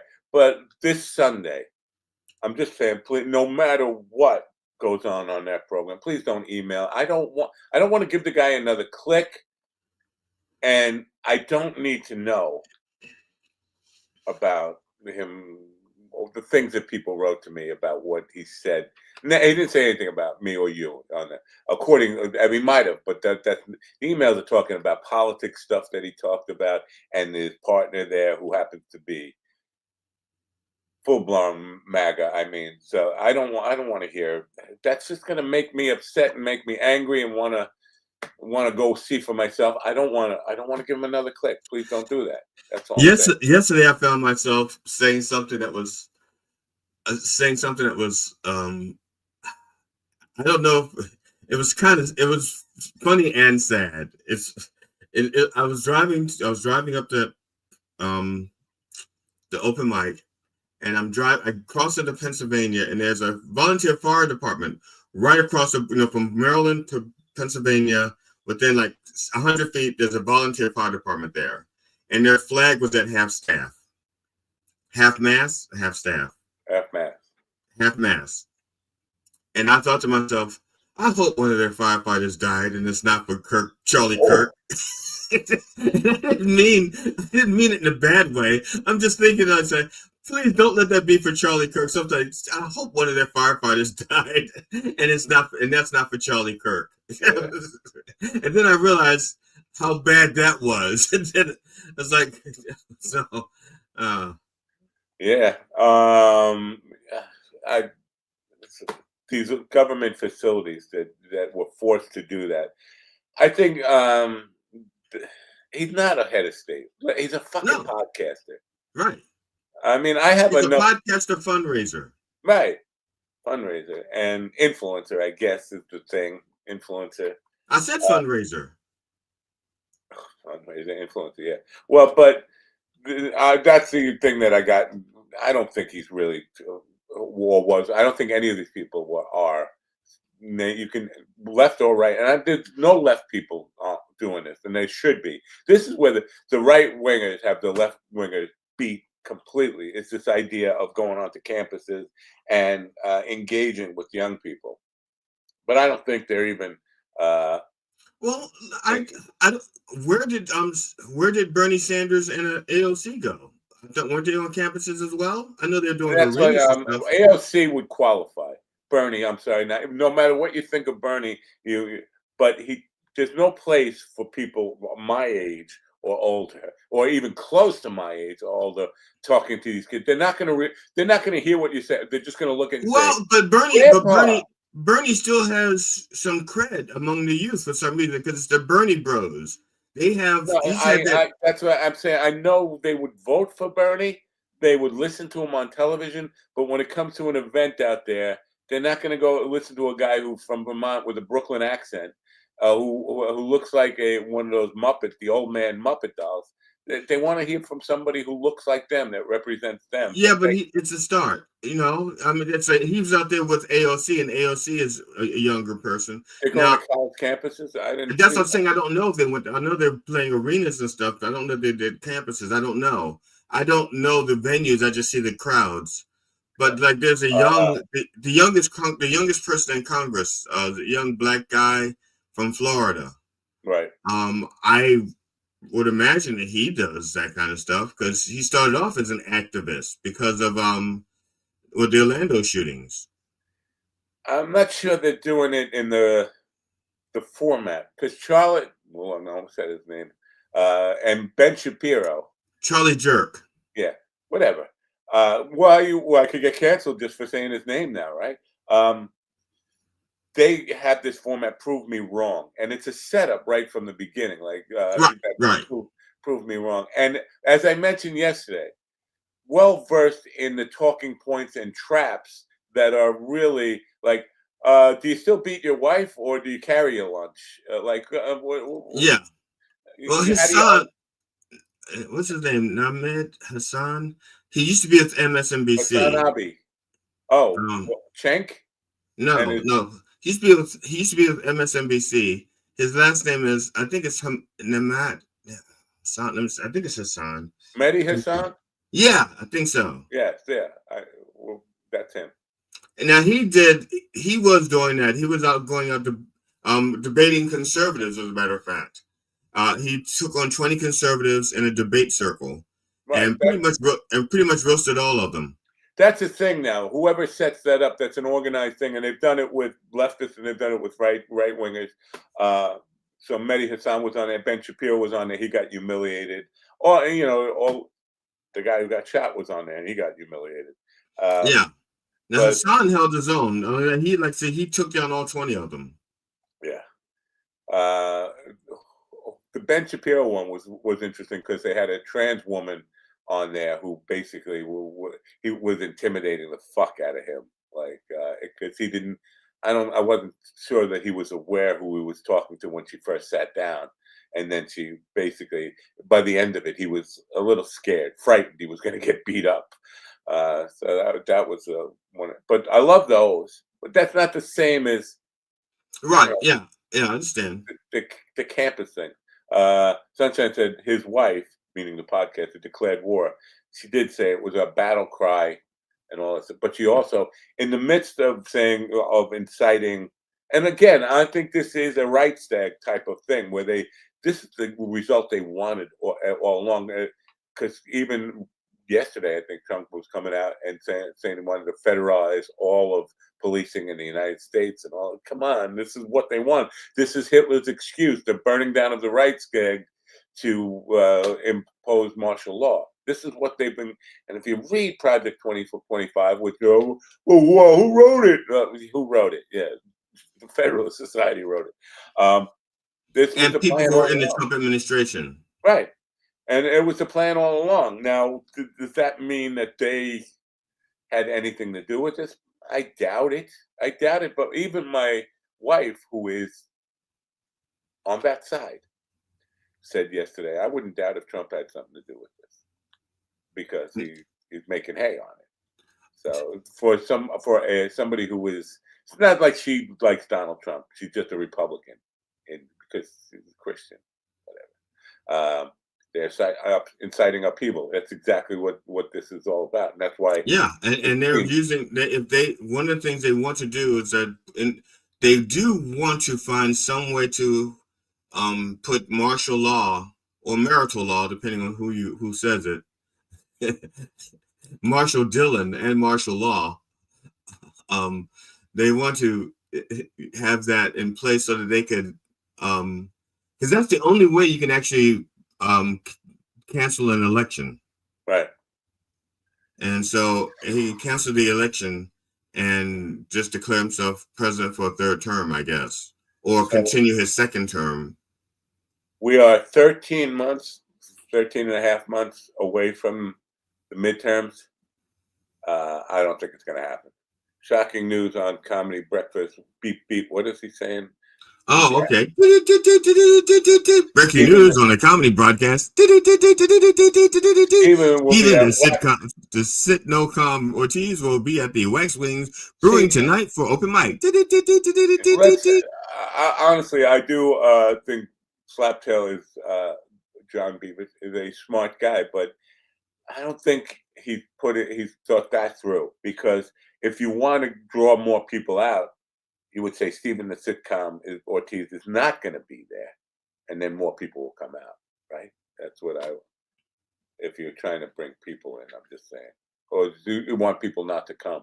Because that announcement will make me stay home. Well, that's like you say. Stephen will not walk out in the middle of somebody else's set. Is there a paint drying someplace that I could go watch? Because I've seen Stephen's act. Now, I have not seen Stephen's act in a well-lit, well sound reinforced situation. But I'd rather sit home. I like Steven, and I think some of his material, especially the stuff he stole from Landau, pretty good. But God, I mean, in the dark, not on the stage, poorly lit face, all this stuff, and it's like, well, how dare you say something about a guy in a wheel? It's not. I'm not. Not the handicap thing. I definitely support him, and I would love to. But I have told him directly many times. You gotta make sure that you're in show business, and people know you're in show business. That means putting a light on your face, getting proper sound, proper mic, whether you need a headset mic or whatever. He has a microphone stand that attaches to his wheelchair that somebody went to a lot of fucking trouble to make for him, and he doesn't use it. I wonder if I know that person who went through a lot of trouble. A lot of fucking trouble. Yeah, a lot of fucking trouble. Yeah, a lot of fucking trouble to make that for him. Yeah. But he's not angry. He doesn't feel hurt or disrespected or like he wasted his time and money. He doesn't feel that at all. Wow. Oh, he doesn't. No, not at all. In fact, he's fine with it. It's all well. I would the work and effort and the time and money. That's one thing, but we give it a really valuable and honest critique about what could make him more enjoyable from the audience perspective. I think you have to pay attention to that, even if it hurts, or even to just disregard it and say, "This is the way I've always done it, and that's the way." That's how they say it. That's Willieism. To say like, "Well, good advice. I'm not going to take it." Like I said, I'm not hurt at all, and I don't mind wasting my time and money and effort. I don't mind at all. Oh, so it was you. I'm sorry. I didn't mean to personalize it. I meant one. One is not mad at all. Yeah. So anyway, we wish him good luck and go out to what is it? The Wings. Wax Wings. Wing and Bing a Bing. Wax Wing Brewing. Well, Wax Wings Brewing tonight. Wax Wings Brewing Company. What is the wax? What is the I'm sorry, my ear was itching. I had to scratch. The only thing I heard was. Well, I'm just wondering where's a brewing company I know. Wings. I'm very fond of Wings. And that's why I scratched my ear just for the wax. Where does the wax come in? Wax Wing. It could be their last name. Or that could be the town they're in. Wax. Yeah. Right next to Grand Rapids, there's Wax. Wax, Michigan. Have we talked politics enough here yet today? Because I wanted to talk about something. I didn't know we even had started talking about politics. Go ahead. Well, yeah, really. You're right. But this Pam Bondi, first of all, Pam Bondi and Kash Patel have both come under. Now, Kash Patel, for good reason, he's trying to claim like the FBI was really good at solving a crime. What is that? Oh, the wax part, the wings. I get it. Now, wax wings, they're flying towards the sun. I get it. And the open mic is the sun. And it melts it. And they fall down and crash and burn. Okay. Get that out of my face. But so Kash Patel was like trying to, I'm Sherlock Holmes now. I solved the case. No, you didn't. The guy turned himself in. Apparently, he went on Discord and confessed to the guys in Groyper. He said, hey guys, bad news. It was me at UVU. I'm going to be turning myself in. This is a guy who's going to potentially facing the death penalty. And his first thought is, and his parents let him do this. Like, you're going to be turning yourself in for capital murder, right? And your first thought is to go online and confess to it maybe you want to call a lawyer first. And I know you got a guy coming over to help you turn yourself in. Lawyer? Possibly. But to go on, and this online is part of the reason that he's fucked up to begin with. You're going to just let him go back on your parent. Don't you fucking take the phone out of his hands and say, stop it already with the fucking online.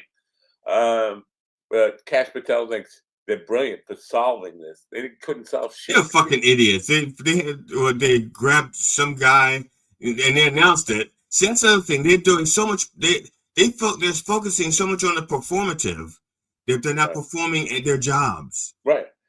Well, and that's the part they were saying that guy was a paid distraction so that the other guy could get away, whatever. But he clearly, even the right wingers now are like pissed at Cash Patel. And you got called out on Fox News for saying you didn't solve this. You didn't solve shit. He turned himself in. So people are saying he's going to get fired. He's not going to. Trump. No, he's not going to get fired. Because he's there to stroke Trump's dick and ego. Right. He's not there to get things done or done right. Now, Pam Bondi is coming under fire for saying all these people need to be arrested for hate speech because they're criticizing, not even criticize, just by pointing out his exact words, by the way, about the black pilot. If I see a black pilot, I'm scared and all this stuff. And white people are being replaced. All this stuff. Oh, there's no proof that he had racist intent in that. I don't know. If you say black people are stealing white people's jobs, pretty sure no matter how you try to spin that, what context it's in, that's a racist statement because it's an assumption that the white people had the job just based on being white. You're stealing white people's jobs. Those weren't white people's jobs. Those are jobs that are available. And if somebody who's not white gets it, you assume that they stole a white person. Hey, that was a white guy's job, man. Come on. So that to say that, am I going to get arrested today? Well, the decedent, the deceased podcaster. Yeah. One of the things he said, he was referring to a number of black women in politics and said that they didn't have the brain power. Didn't have the brain power. Now, last night, Peter Navarro was on Ari Melbourne's show, and before Peter Navarro spoke, what's her name? She ran for mayor. She was a DA. She ran for mayor. I can't remember. A black woman has long dreads or braids. But now I can't remember her name. See, this is what happens to me. I can see her face, can't remember her name. Maya Wiley. She had basically brought that up, that the dead podcaster said that. And Peter Navarro goes, I don't think he ever called them stupid. Okay. Saying that they lack brain power is saying they're stupid. Yeah. He goes, I don't think he ever said they were stupid. I don't think he ever said. He said, they lacked a brain processing power to understand that this is where you're stealing a white person's job. Really, you're stealing a white person's job. Who said it was a white person's job? In the ad, because I don't know if you know this, but there are laws where you can't put an ad and say white people only apply. I mean, what made it a white person's job? If you're applying for, let's say, Grand Dragon of the Klan, I think in that case you might be allowed. Well, I guess you still can't say white people only. You just have to find a way to only hire somebody white. There is an exception to this whole discriminatory thing, and that private clubs. No, it is, and I got in trouble for this at one point. Casting a theatrical part, we're looking for a woman. Oh, well, that's discriminatory. I know the part is written for a woman, and sometimes parts are written for specific races within a theatrical production. I'm looking for a black guy because the part is for a black guy. Well, that's discriminatory. Well, what do we have to change the script? We have to change the book that it's based on. I mean, that's a catch-22, and I think you should be allowed to, in a casting call, specify race, gender, age, all those kind of things that you can't for a real job. But now, so Matt, there's a show. If you want to escape from politics for a while, there's a show on Netflix called Fisk, Fisk. It's Australian comedy, so you won't even see any U.S. people there. No, it's my wife and I both like it. Now I get some of the situations would never happen in the real world, but they happen on their show. But other than that, some things it would just never ever happen. But they take it to the nth degree, and So, but it's an amusing show. It's funny. Do you think Australian people sound smart? I had this theory because I was going to do a reaction piece, start reaction to reaction channels on. And there's this podcast cringe guy. He's an Australian. He's faceless. Like you never see his face. He just talks behind images. But I have this theory that American people hear an Australian accent and just assume they're smart because it just sounds cleaner than a Brooklyn accent. I think that's true about the English or the British accent. I don't think it's true about the Australian and New Zealand accent. I think but most people can't tell the difference between that. I can't tell the difference. And English people, Carl has gotten angry at me, and I think this is the thing. To English people, Australian accents sound like my dirty Brooklyn accent. Like right.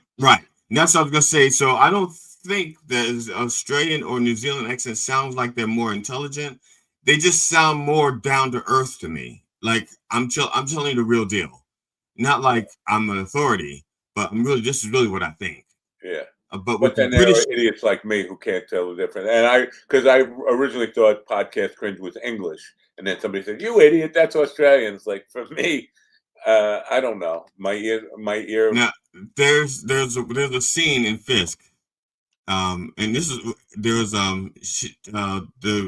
main character is on a Zoom call with another lawyer, and he's Asian. They found the most Asian looking person they could probably find, but he has a straight up American accent, nothing Asian at all, and he's making fun of her accent, saying, I can't understand a word you're saying, your accent's so thick. And she's like, I have an accent. He goes, oh yeah, it's definitely. And then he starts making fun of her, but he's making fun of her and using New Zealand slang. And she goes, okay, now you're just being, racist. That's not Australian, that's New Zealand. You're being stereotyped. So it's a funny bit, but it went overboard because I think the guy doing the acting was overacting because he wanted you to make sure that you knew that he was Chinese, but he had an American accent. Sunshine said Repo Man. I think I've seen that, right? Repo Man. Who's in it? Was that Estevez was in that one? Was that Repo Man? Was that? I don't know. It rings a bell. Estevez? It rings a bell. I think I should probably know that, but I'm not sure that I do. Do you remember Wilfred? It was an Australian comedy that Fox tried to recreate for the American audiences with the kid from Harry Potter, right? Or the kid from Lord of the Rings. I thought it was a great show. Wilfred, well, I only knew of it from the American version. And I thought I watched it. It's like 2009, 2010 it was on. Wilfred was a big guy in a dog suit. Right, yeah. I remember that because I was so pissed off when I saw that. Why? Because I was in 1998, maybe. I'd written a while ago. I wrote a musical with my friend Phil. We adapted The Wizard of Oz. Phil, the bass player. Yeah, Phil, the bass player. All right, Phil. And it was called Wizard. And then after that, Phil goes, "We can do this better." It was good. We wrote it for a high school. And he said, "We can do this better." And I said, "I got it. I know what to do." And so I was rewriting it, and it's called Wizard, a Kick in the Oz. And it was a story of the Wizard of Oz, but it was told from the point of Toto.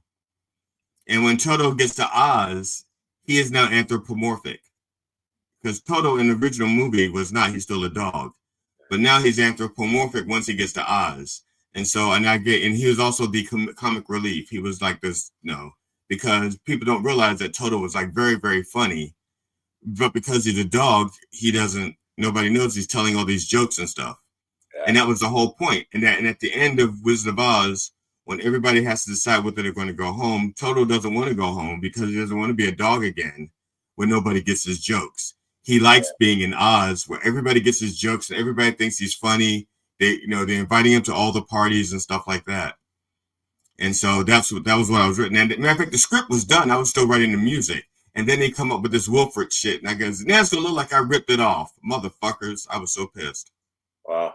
I was a huge fan of Wilfred while it was on, and I don't think enough people paid attention to it. But when I expressed my admiration for the show, I think on Facebook, it might have been even on MySpace. That's how long ago it was. Man, I got death threats from Australians because of saying that's an Australian show. You're stealing it from us. And then I tried watching the Australian show, and I couldn't relate to it at all. It's just like it's just a different show. But the Australians will get really angry over you saying, especially if you don't know, unaware that they started something and we were ripping it off. Man, now, have you ever seen Ricky Gervais's show Afterlife?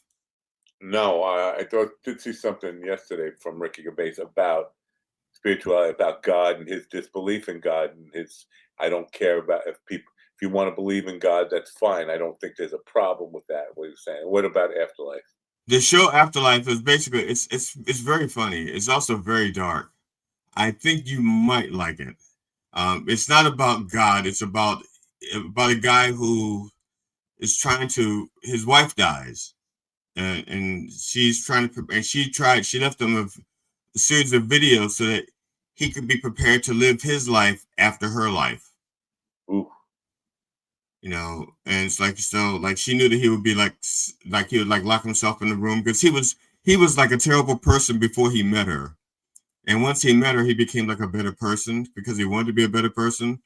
And she was afraid that once she was gone, he would like resort back to being the prick that he was. And he starts to resort back to being that. You know, like so before she realized she was dying, she got him a dog. So he'd be responsible for at least feeding one being in the house. Yeah. No. It's a very good show.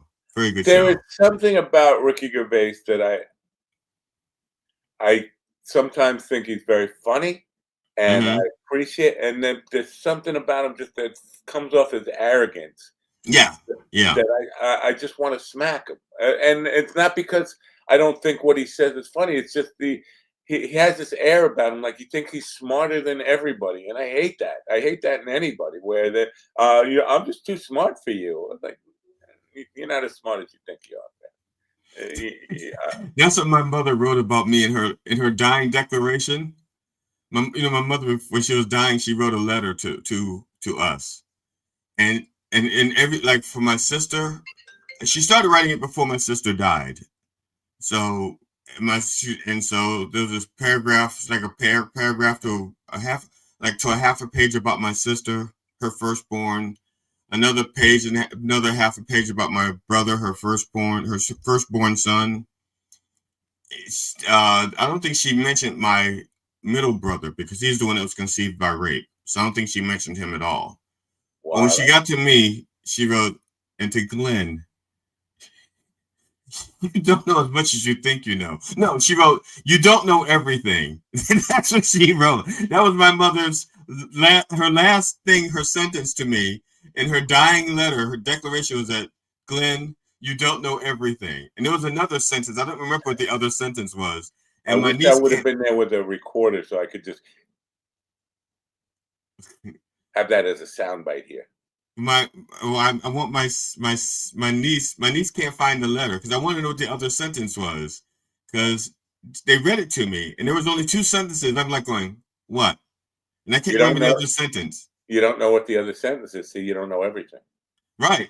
So, so it's probably she wrote that other sentence just to not let you have that. Just what's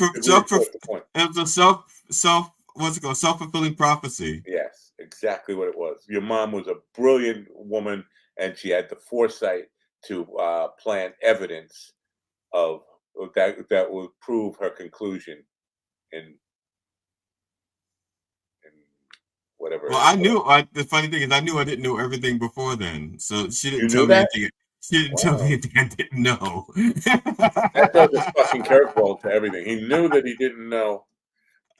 Yeah, so she didn't tell me anything I didn't know. No, he knew that he didn't know. Yeah. Well, you know what my father's last words to me were? It's like marry that bitch. Marry that bitch. No, it's like a get smart bit. Get off my chest. Stop choking me.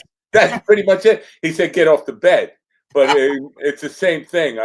He was dying, and I sat on. He said, "Matthew," I was sitting on the end of the bed, all the way down by his feet. But Matthew, and I moved up. I said, "Yeah, Dad, what is it?" He said, "Get off the bed," and then he died.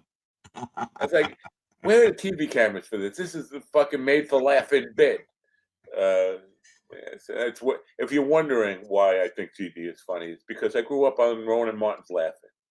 That's why. Now that's a B. That's just said that. If you want to know why I think GD is funny, yeah, and you can follow it up with it. It's important because I think, and I mentioned this a couple of weeks ago when we were talking about the critique. Why is he funny?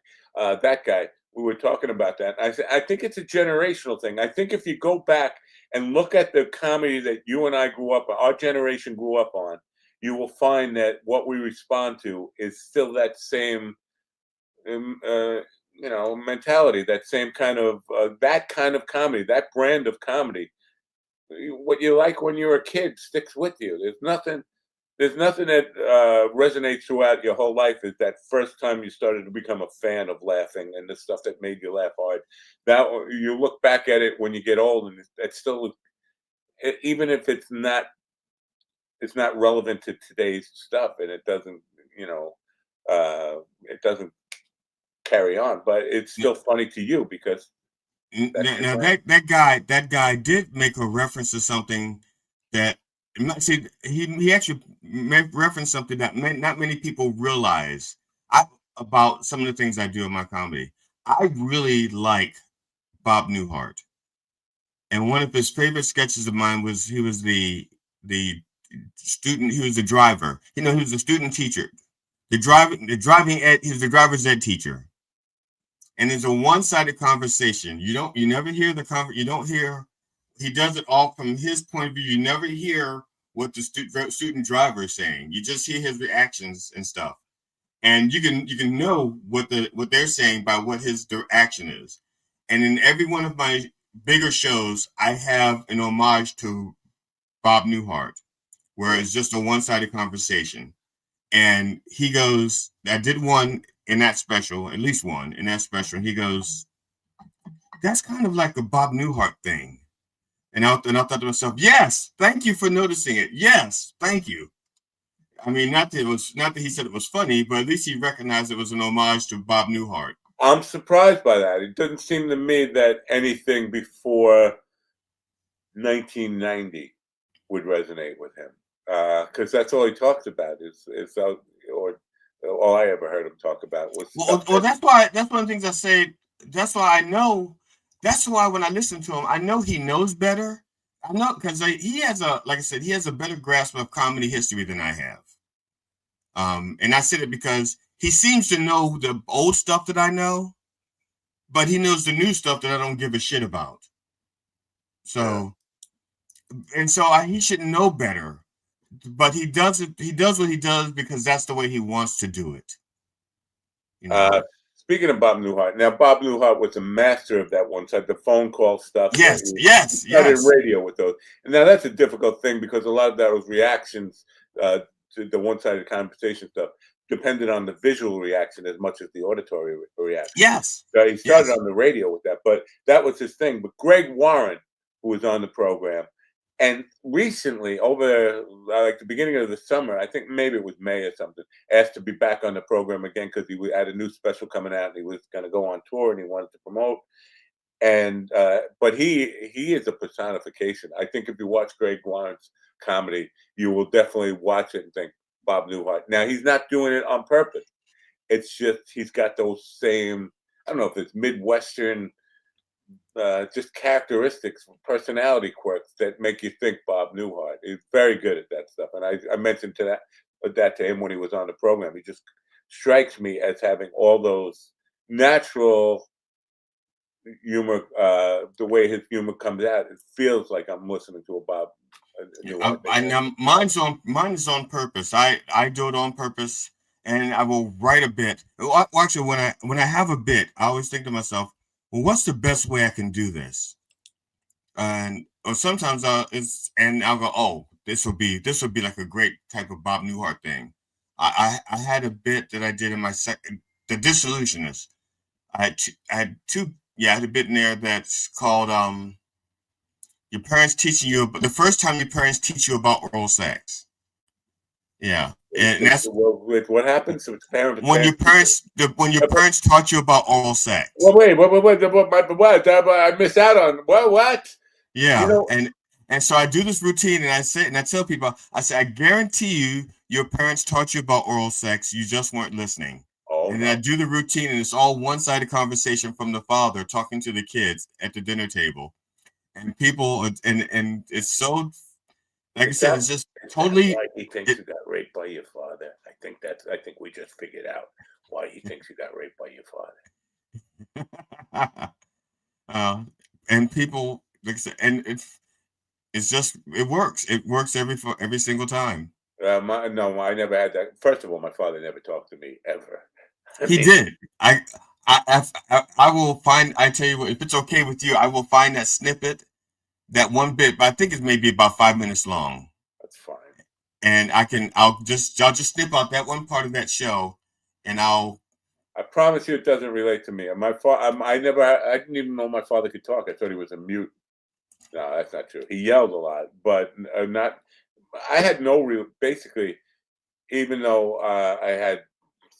My brother was jealous of the time my father took me on a fucking hit, but never had a conversation. Never really had a fucking conversation with my father in my life. Never, it's like, anything, not even about anything. Never talked to a man. It's very weird. I heard him talk. I heard him talk to my mother. I heard him yell at my brother. I watched him beat my brother up a lot. I heard him yell at other people or make people laugh. But as actually like conversation one-on-one or even in a group, never. Like, I don't think I existed to him. And I'm not saying, I'm not getting out the violin for myself here. I think it was two-sided resistance. I didn't want the part of the conversation. He didn't want part of the conversation. I was doing my thing. Linda taught everyone. Linda Lovelace? Oh, about orals? Yeah. Linda Lovelace. The Pink Mansion over in Port Jefferson, Belterre. I don't know how she got a mansion off of one fucking porno film. Right? That's all she ever really did. It was one porno film. Maybe it was side jobs. I know what. Yeah. People might not. You know what? You're old because you even knew the name Linda Lovelace. I bet you half those people in the chat room never heard of it. And I'm not sure that's who Sunshine was alluding to. But yeah, that's she did. I learned about, to be fair, I learned about oral sex. I learned about sex stuff way before I should have. But it was more from witnessing adults who should have been more discreet, and then having older friends, boys who, when I was 6 or 7, I had friends who were 10 or 11, even 12 years old, and they were hip to everything. And I got educated on what stuff meant by their misinformation about, Yeah, so if you want to know why I'm fucked up, I learned from almost teenagers, prepubescent or pubescent older boys who taught me what things meant. Never had any like formal sex education, or definitely never had a talk with my father. I learned about oral sex and stuff like that because when I was younger, my mother thought that I was going to grow up to be gay. She thought I was going to choose to be gay. What's that? Well, see, my father died when I was so young, and my mother was worried that if I didn't have a male role model around the house, that I would grow up to be gay. And so, to make sure that I didn't grow up to be gay, my mother got me magazines like Playboy and Hustler, and porn. She had me watch porn so that to make me want women, so that I wouldn't grow up to be gay. This was her thinking was, we want what we see. So if he sees women, he'll want women, so he won't grow up to be gay. I would like to retract the statement I made earlier. Which one? I said your mother was a brilliant woman. In some instances, she was. Okay, so I grew up like I said, I grew up with knowledge and but again, the videos had no sound. Because these are all 8mm films. Yeah, so there's no sound. And so I was coming up with my own sound effects for these things. I think we figured out. Listen, this could be in comedy; it would be a callback, but in psychology, we've made a breakthrough here, where the captions come from on GD's special. This is where it all began, because a lot of those stag films would have those captions along the bottom. I know this because Mitch Engel's uncle had a collection of stag films, and we figured out how to open the he had it locked. The cabinet was locked, but we took the hinges off, and I would ride on my bicycle 40 miles, literally ride a bicycle 40 miles with an 8mm projector under one arm to get there. Who had the screen? So was there a kid on the bike behind you with the screen? No, we just shined it on the wall. Yeah, just on the wall. Yeah. But yeah, it was a lot of work to go see them, but we did watch the entire collection, and they all had captions on them. So we figured something out. Why the captions? That's why the captions. It's an age thing. You would relate to this if you were older. I think the millennials, they don't get us for that reason, whatever it is. And so my mom wanted me to be straight, and so and it worked. All the porn that all the magazines, it worked. I grew up straight. Again, this is a conversation we need to have with Ron Kane, because he would say it was pointless. Everybody's gay. According to Ron, this is the Ron Kane theory, that everybody is gay. It's just what some people just don't want to admit it, or he said it. He said that last night in his routine. And some guy yells out, I don't know, some guy was like heckling Ron, and Ron said something like well, I will leave here and I will have sex with a real woman, and you will go home and have sex by yourself. And the guy goes, yeah, but I'll be thinking of you. Wow. And Ron says, oh, that's fine by me, and just as long as you come back next Monday. He says, you can come here every Monday and think about me. As far as I don't care. Yeah. So the guy was basically agreeing with him then. I think so. Yeah. Wow. Wow.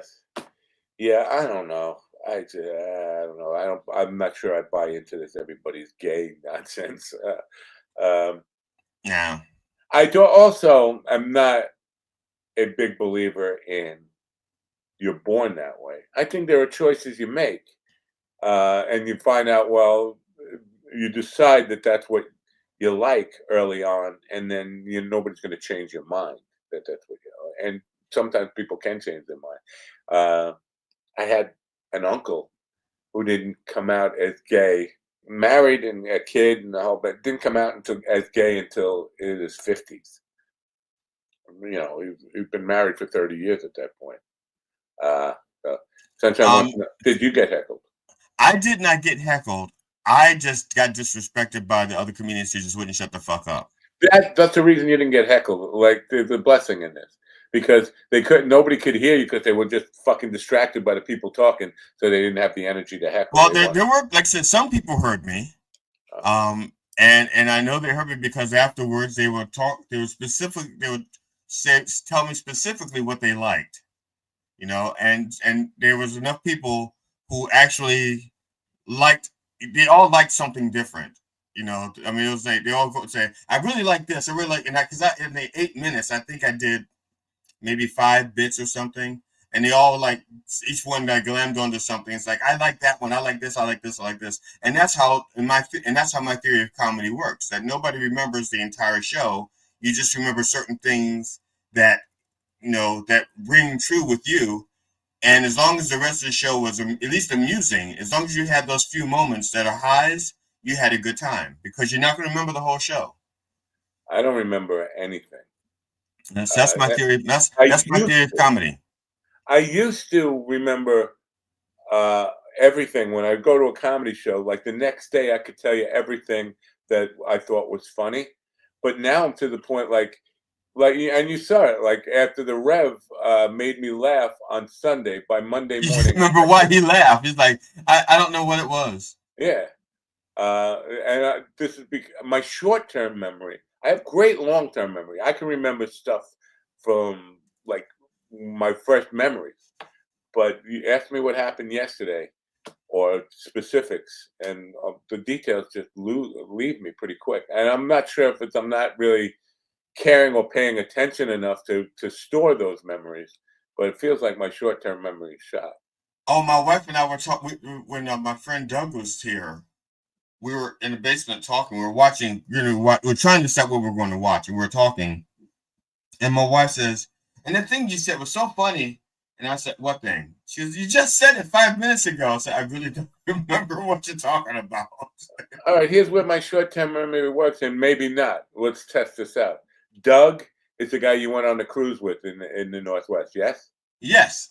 So my short-term memory does work when I exercise it a little bit. But that was almost a year ago, right? So that's not short term. Well, that's short term, isn't it? Actually, I don't know what to call it. When you're in your he was my keyboard. He was my keyboard player, and we went on the cruise last August. Right. A year ago, August. Just got an emergency email. Emergency email. And what was it? Let's call 911 and tell them there's an emergency. Dear Mind Dog. You know the thing that shut down my computer? Yeah. I was sending.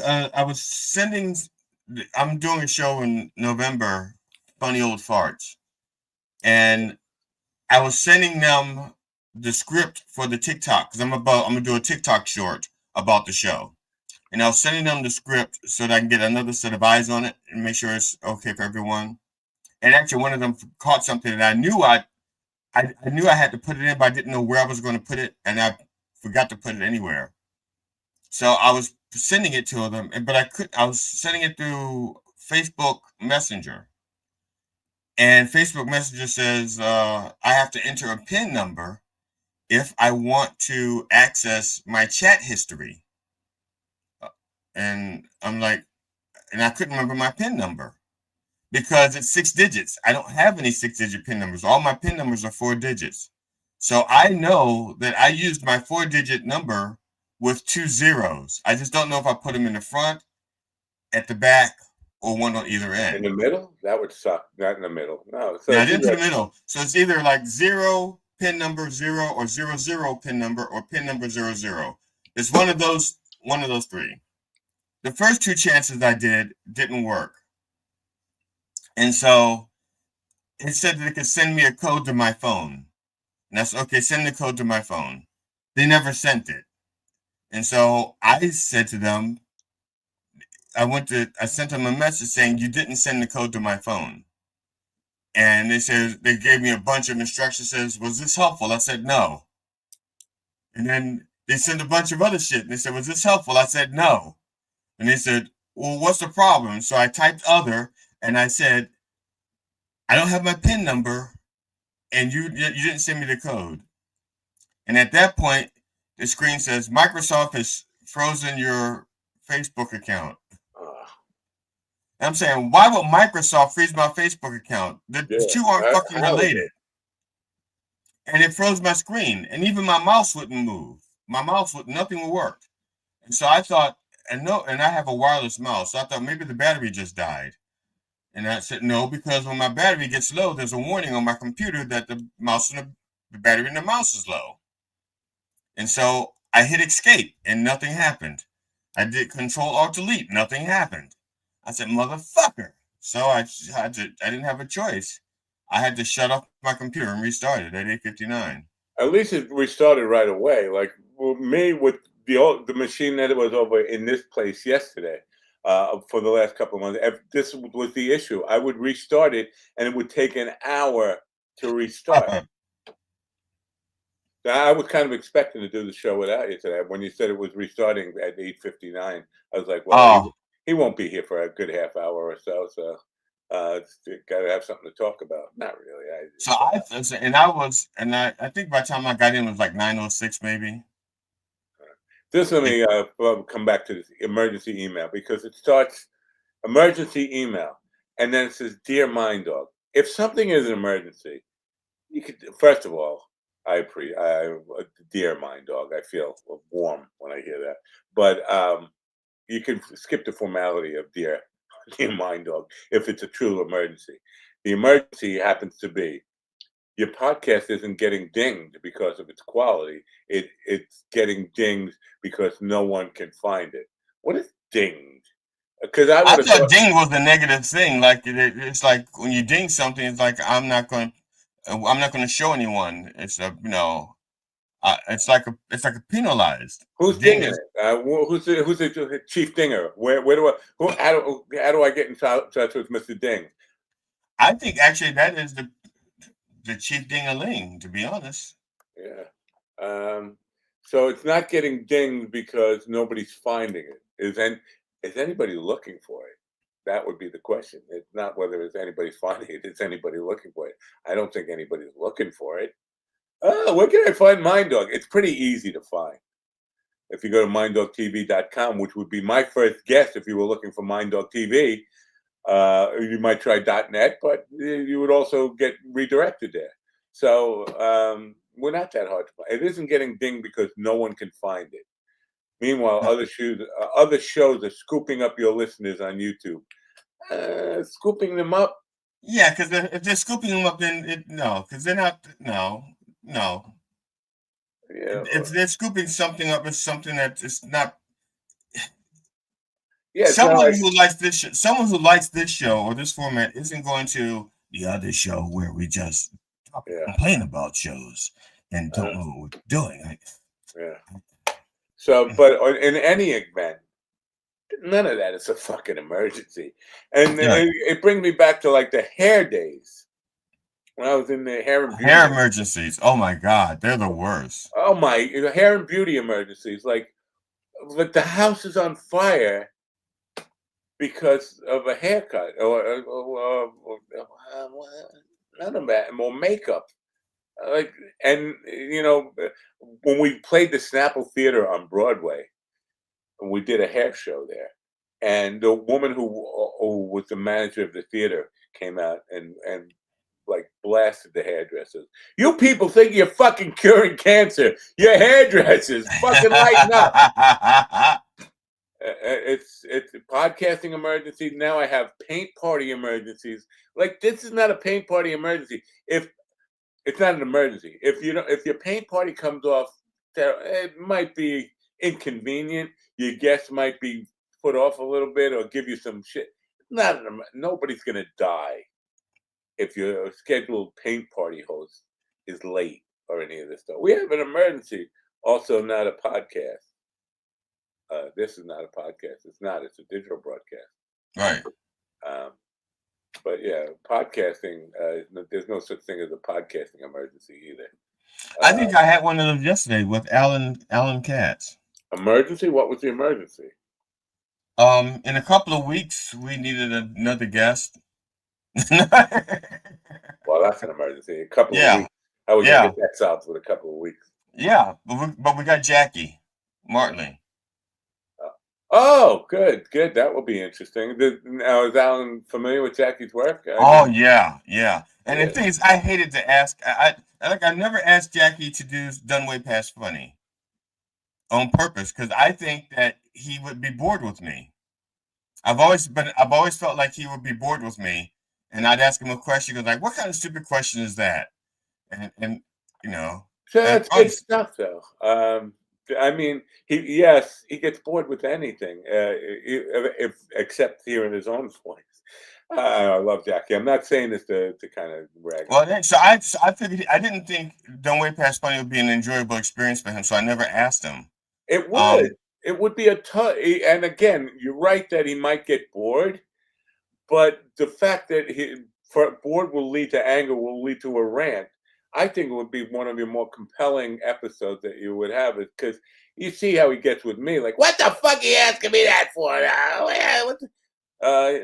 That's some of the funniest shit when Jackie is angry.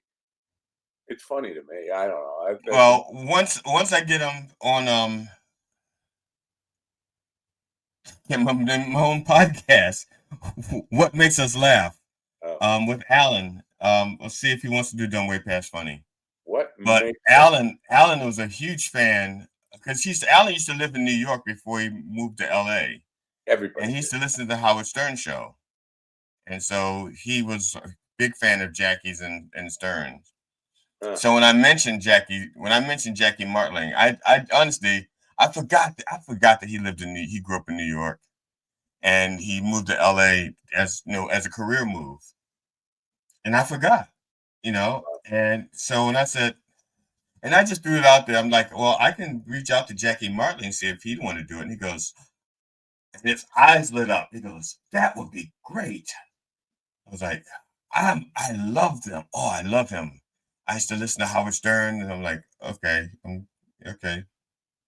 And I sent the invite to Jackie. Remind me of something I need to check the record on, because Jackie is wrong. First of all, Jackie was not with Howard right from the start in NBC days, WNBC 66 AM in New York. Jackie said that the How Weird stuff was just an event. He thought it was just a move after the show was started. Wrong. This is wrong. The How Weird stuff, the Weird Al Yankovic wannabe stuff, was from Washington, D.C. when it predates Howard even moving to New York, way predates Jackie being on the show. And Howard definitely was trying to steal Weird Al Yankovic's act. There's no doubt about this. This is not a misremembrance of an old man. This is documented truth. Now, Jackie actually had one of the albums. There were several albums before that. This was the thing. Howard was actively trying to be Weird Al Yankovic, and Jackie shot that down last time he was here. He shot it down wrong. Never a fan of his, his fan of Stern or Jackie. That's Howard Stern, yeah. Yeah, I never was a fan of Howard. The last time I listened to Howard Stern, I was thinking about this the other day, because I was wondering about what his situation is, which I still don't know. Whether he's been canceled or they didn't pick up his contract, or he's still going to do stuff. And I don't really care that much, but I'm sort of interested. But I was thinking about the last time I actually listened to Howard Stern, and I never listened to him all that much, when he was on 66 AM in 1982, 83, whatever it was. I listened then, only for a brief time. But in 1997, I was on the road for the government doing this courier job, taking top secret documents from one place to another. Right. And it was 5 o'clock in the morning. And I remember I couldn't wait till Howard started his show, because I wanted something to remind me of New York. I was in the middle of the country somewhere, and I was just like desperate to kind of connect to New York. I was on the road, and I listened for one day. And then Jackie wasn't on the show. 97, yeah, he was still on the show, but I don't remember it being funny. And again, it was 5 o'clock in the morning, 6 o'clock in the morning. Like, it's really difficult to be funny at that time of day. But it just seemed like regular talk radio. Like, there wasn't any, like this, basically. Yeah. Oh, we're in a whole lot of yucks here today. So, never a fan of Stern in any way. I did think at one point, I had my mom in the car, was taking it to the hospital. Might have been, I would think it was, but whenever it was, I was taking my mom to the hospital, and he was talking about, he saved his sperm. He jerked off into a milk container to save his sperm. And his wife just took that milk container and put the sperm in her coffee. And I got my mother sitting next to me now. I couldn't turn the radio off fast enough. It was just like embarrassing. And I think that at that point I decided there's vulgar, there's shock jock, and then there's stuff that you don't want people listening to when their mother. Do you remember? Or do you know what made your mother laugh? What she liked? Smothers Brothers. She was big time. Toady Fields was another big. Buddy Hackett. She loved Buddy Hackett, and she took me to a Buddy Hackett show. Now, okay, whoa. Your mother liked Buddy Hackett, but you didn't want her to hear the sperm in the milk carton thing? Yeah, Buddy Hackett was the epitome of sperm in the milk carton.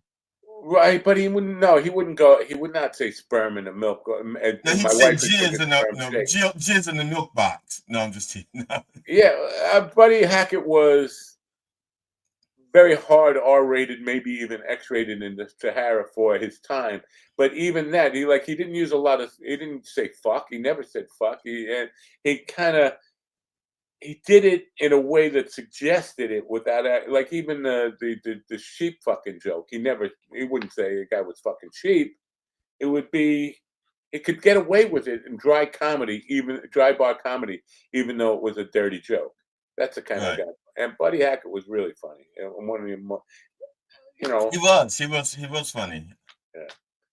I didn't talk to Dan Pasternak about that. I wonder if he ever had any interaction with Buddy, because Buddy was really good. There were a bunch of people around that time whose careers were waning in the early '80s when Dan was first starting out that I thought were right. He mentioned Jonathan Winters a lot. Jonathan Winters was inspirational to a lot of people. But when I think of Jonathan Winters, I naturally think of Buddy Hackett because of it's a wide, wild, wacky, wacko, world of comedy, whatever that fuck that movie was. Well, it's a mad, mad world. That's what it was, right? Now I was telling my wife about Dan Pasternak, and I'm telling her about this thing with Dr. Demento, how he wrote a song parody at 11, and my wife goes, "You just born on the wrong coast. You should have been over there, because I did song parodies in elementary school. It was just a thing. I don't even know if I was trying to be funny. I hear a song and I would hear different lyrics, and I would just write different lyrics for the song. Well, that's creativity. But somebody at one point told me that was just evil. In the day when I was working for Curb Records, which is a religious record label, and they told me that if you change the words to a song, like make a parody of a song, you're channeling the devil. That's evil. Well, I probably was, only because I only did it to songs I didn't like. If I didn't like somebody, like I couldn't stand the Jackson 5. I hated the Jackson 5. Oh, and brother, give it one more chance. Well, they epitomed the ABCs of hatred. No. I love the Jackson 5. The reason why I didn't like them was because I didn't have a family of musical talent to back me up. I could dance my ass off. I could watch Sammy Davis Jr. do his dance steps. I could do Fred Astaire's dance steps. I could do James Brown's dance steps. So when Michael Jackson did his stuff, I was like, so the fuck what? I can do that. And I was mad because I could do the dancing and I didn't have any family behind me. I don't know if you remember this because we were both very young at the time, but it sticks in my head that there was a lot of reaction when Jackson 5 first came out, that this guy's ripping off Frankie Lyman, that Michael Jackson was a Frankie. It was a lot of similarities, and he did some of the same songs even as he got older, the Rockin' Robin and all that stuff. Right. Frankie, the voice, and he looked a little bit like Frankie Lyman too, Michael Jackson, when he was young. But I was a huge fan. I mean, when they first came out, because it was a different kind of pop than what was on the radio. The music itself, there was some pretty cool grooves going on, like that. Give Me One More Chance is still one of my favorite bass lines ever.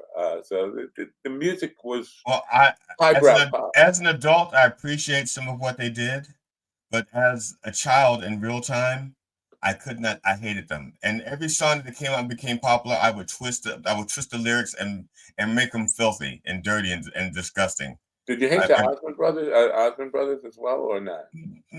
Not really. I didn't. I just wasn't a fan. But like I said, Michael Jackson, it was like Another Black Family. That was like my wheelhouse. We were about the same age. Both from black families. we could both dance, and I, who could dance better? Probably him. I don't know the answer to that. Who maintained it longer? He did, because I took my dancing skills and I became a stripper, for a while, and I don't think he ever paid anybody paid to see him dance naked. So I got him beat on They that. paid to see him dance on fire, which is more impressive. Oh, that's true. That's even more impressive. Because I was not going to be dancing on fire. Well, we have reached a point where we're supposed to end this, but I would just say, growing up in a very bigoted neighborhood, and lots of old people who watched Lawrence Welk, there were a lot of Osmond Brothers fans, of the old people, not so much of the Jackson Brothers, and there was like a kind of racial rivalry, right? Especially of old white people. The Osmond Brothers were acceptable. This black family, not so much. Let's not. Yeah, there was that, and part of my hatred was the fact that Michael Jackson, all the girls in my neighborhood thought he was cute, and I was not an attractive child, and that was the other thing that I couldn't stand. The fact that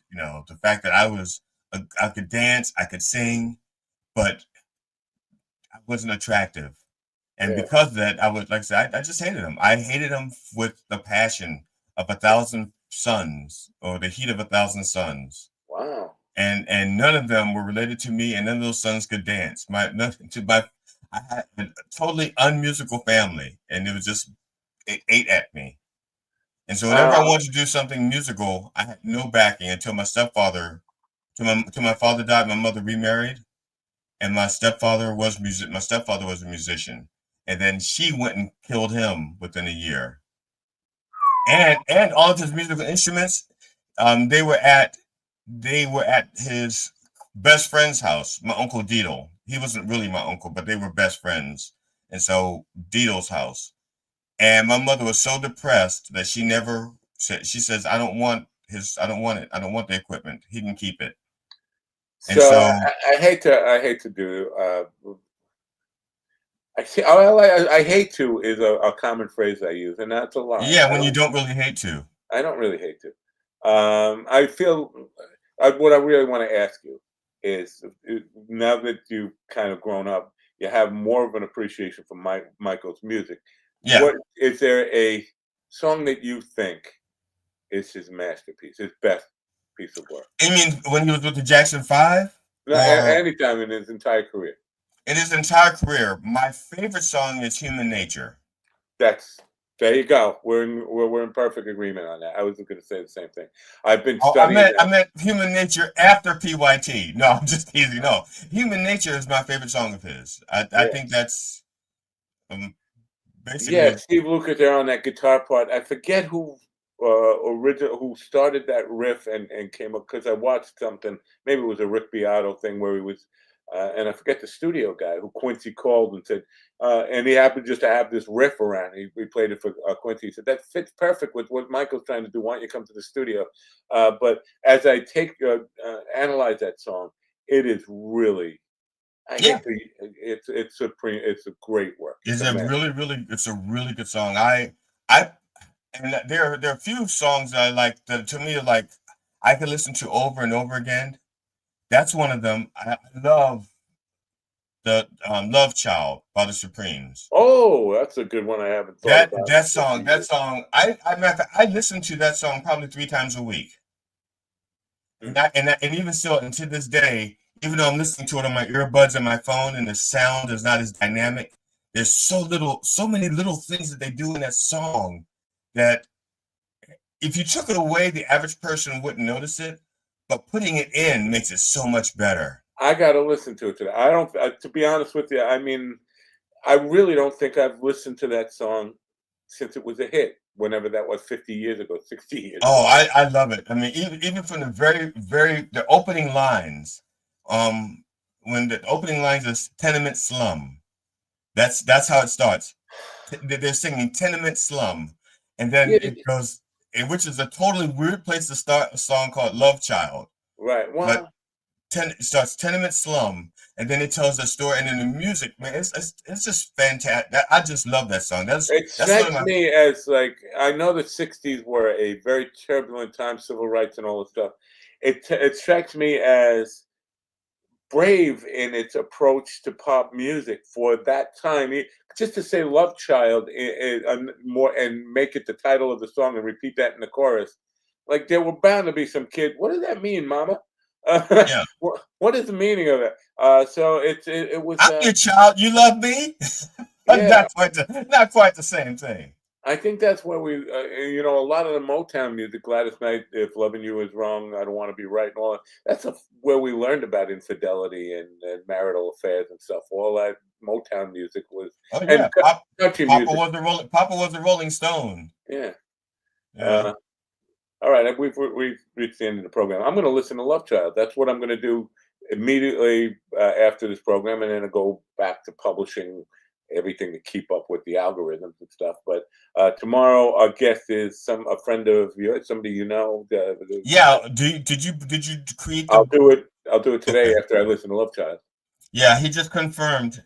He just confirmed while we were on the show. Name again? His name is Brian Borbot. Borbot. Borbot.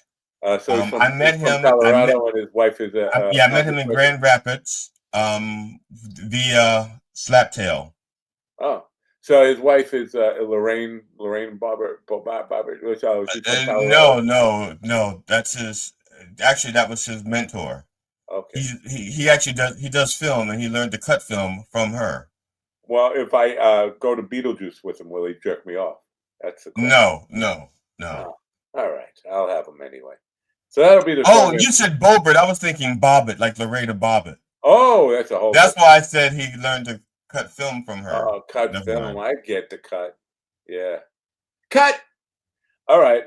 So tune in tomorrow. Tomorrow we'll have a guest, and you don't have to put up with all this fucking nonsense. By the way, yeah, he'll be in the second hour.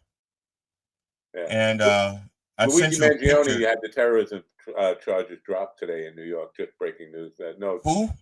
Luigi, the guy with the United Healthcare. They dropped the terrorism charges? Yeah. So they're just going to go with murder? Murder, yeah. Okay. Yeah, murder's bad enough. Is murder bad enough? It depends on who you murder. Yeah. All right, folks. Thanks for tuning in. Enjoy the rest of your day. I have work to do. Yeah, guys, everybody, thank you for watching. Matt and I will continue this conversation after the show is over with, and you won't listen to. I'm sorry, you won't be privy to it. But Matt and I will probably keep talking until tomorrow morning. Yeah. We do that. We hang up. We disconnect from here. We call each other on the phone. And we just keep talking. Love child. All right. See you later. Bye for now. Don't forget to turn on your radio. I'll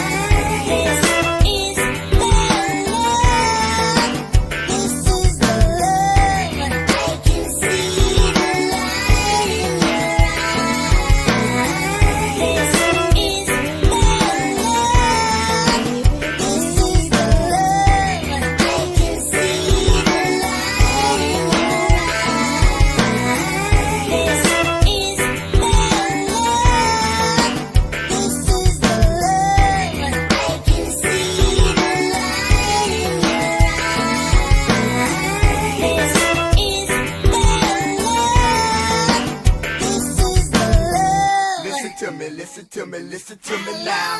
Listen to me now. Listen to me now. Listen to me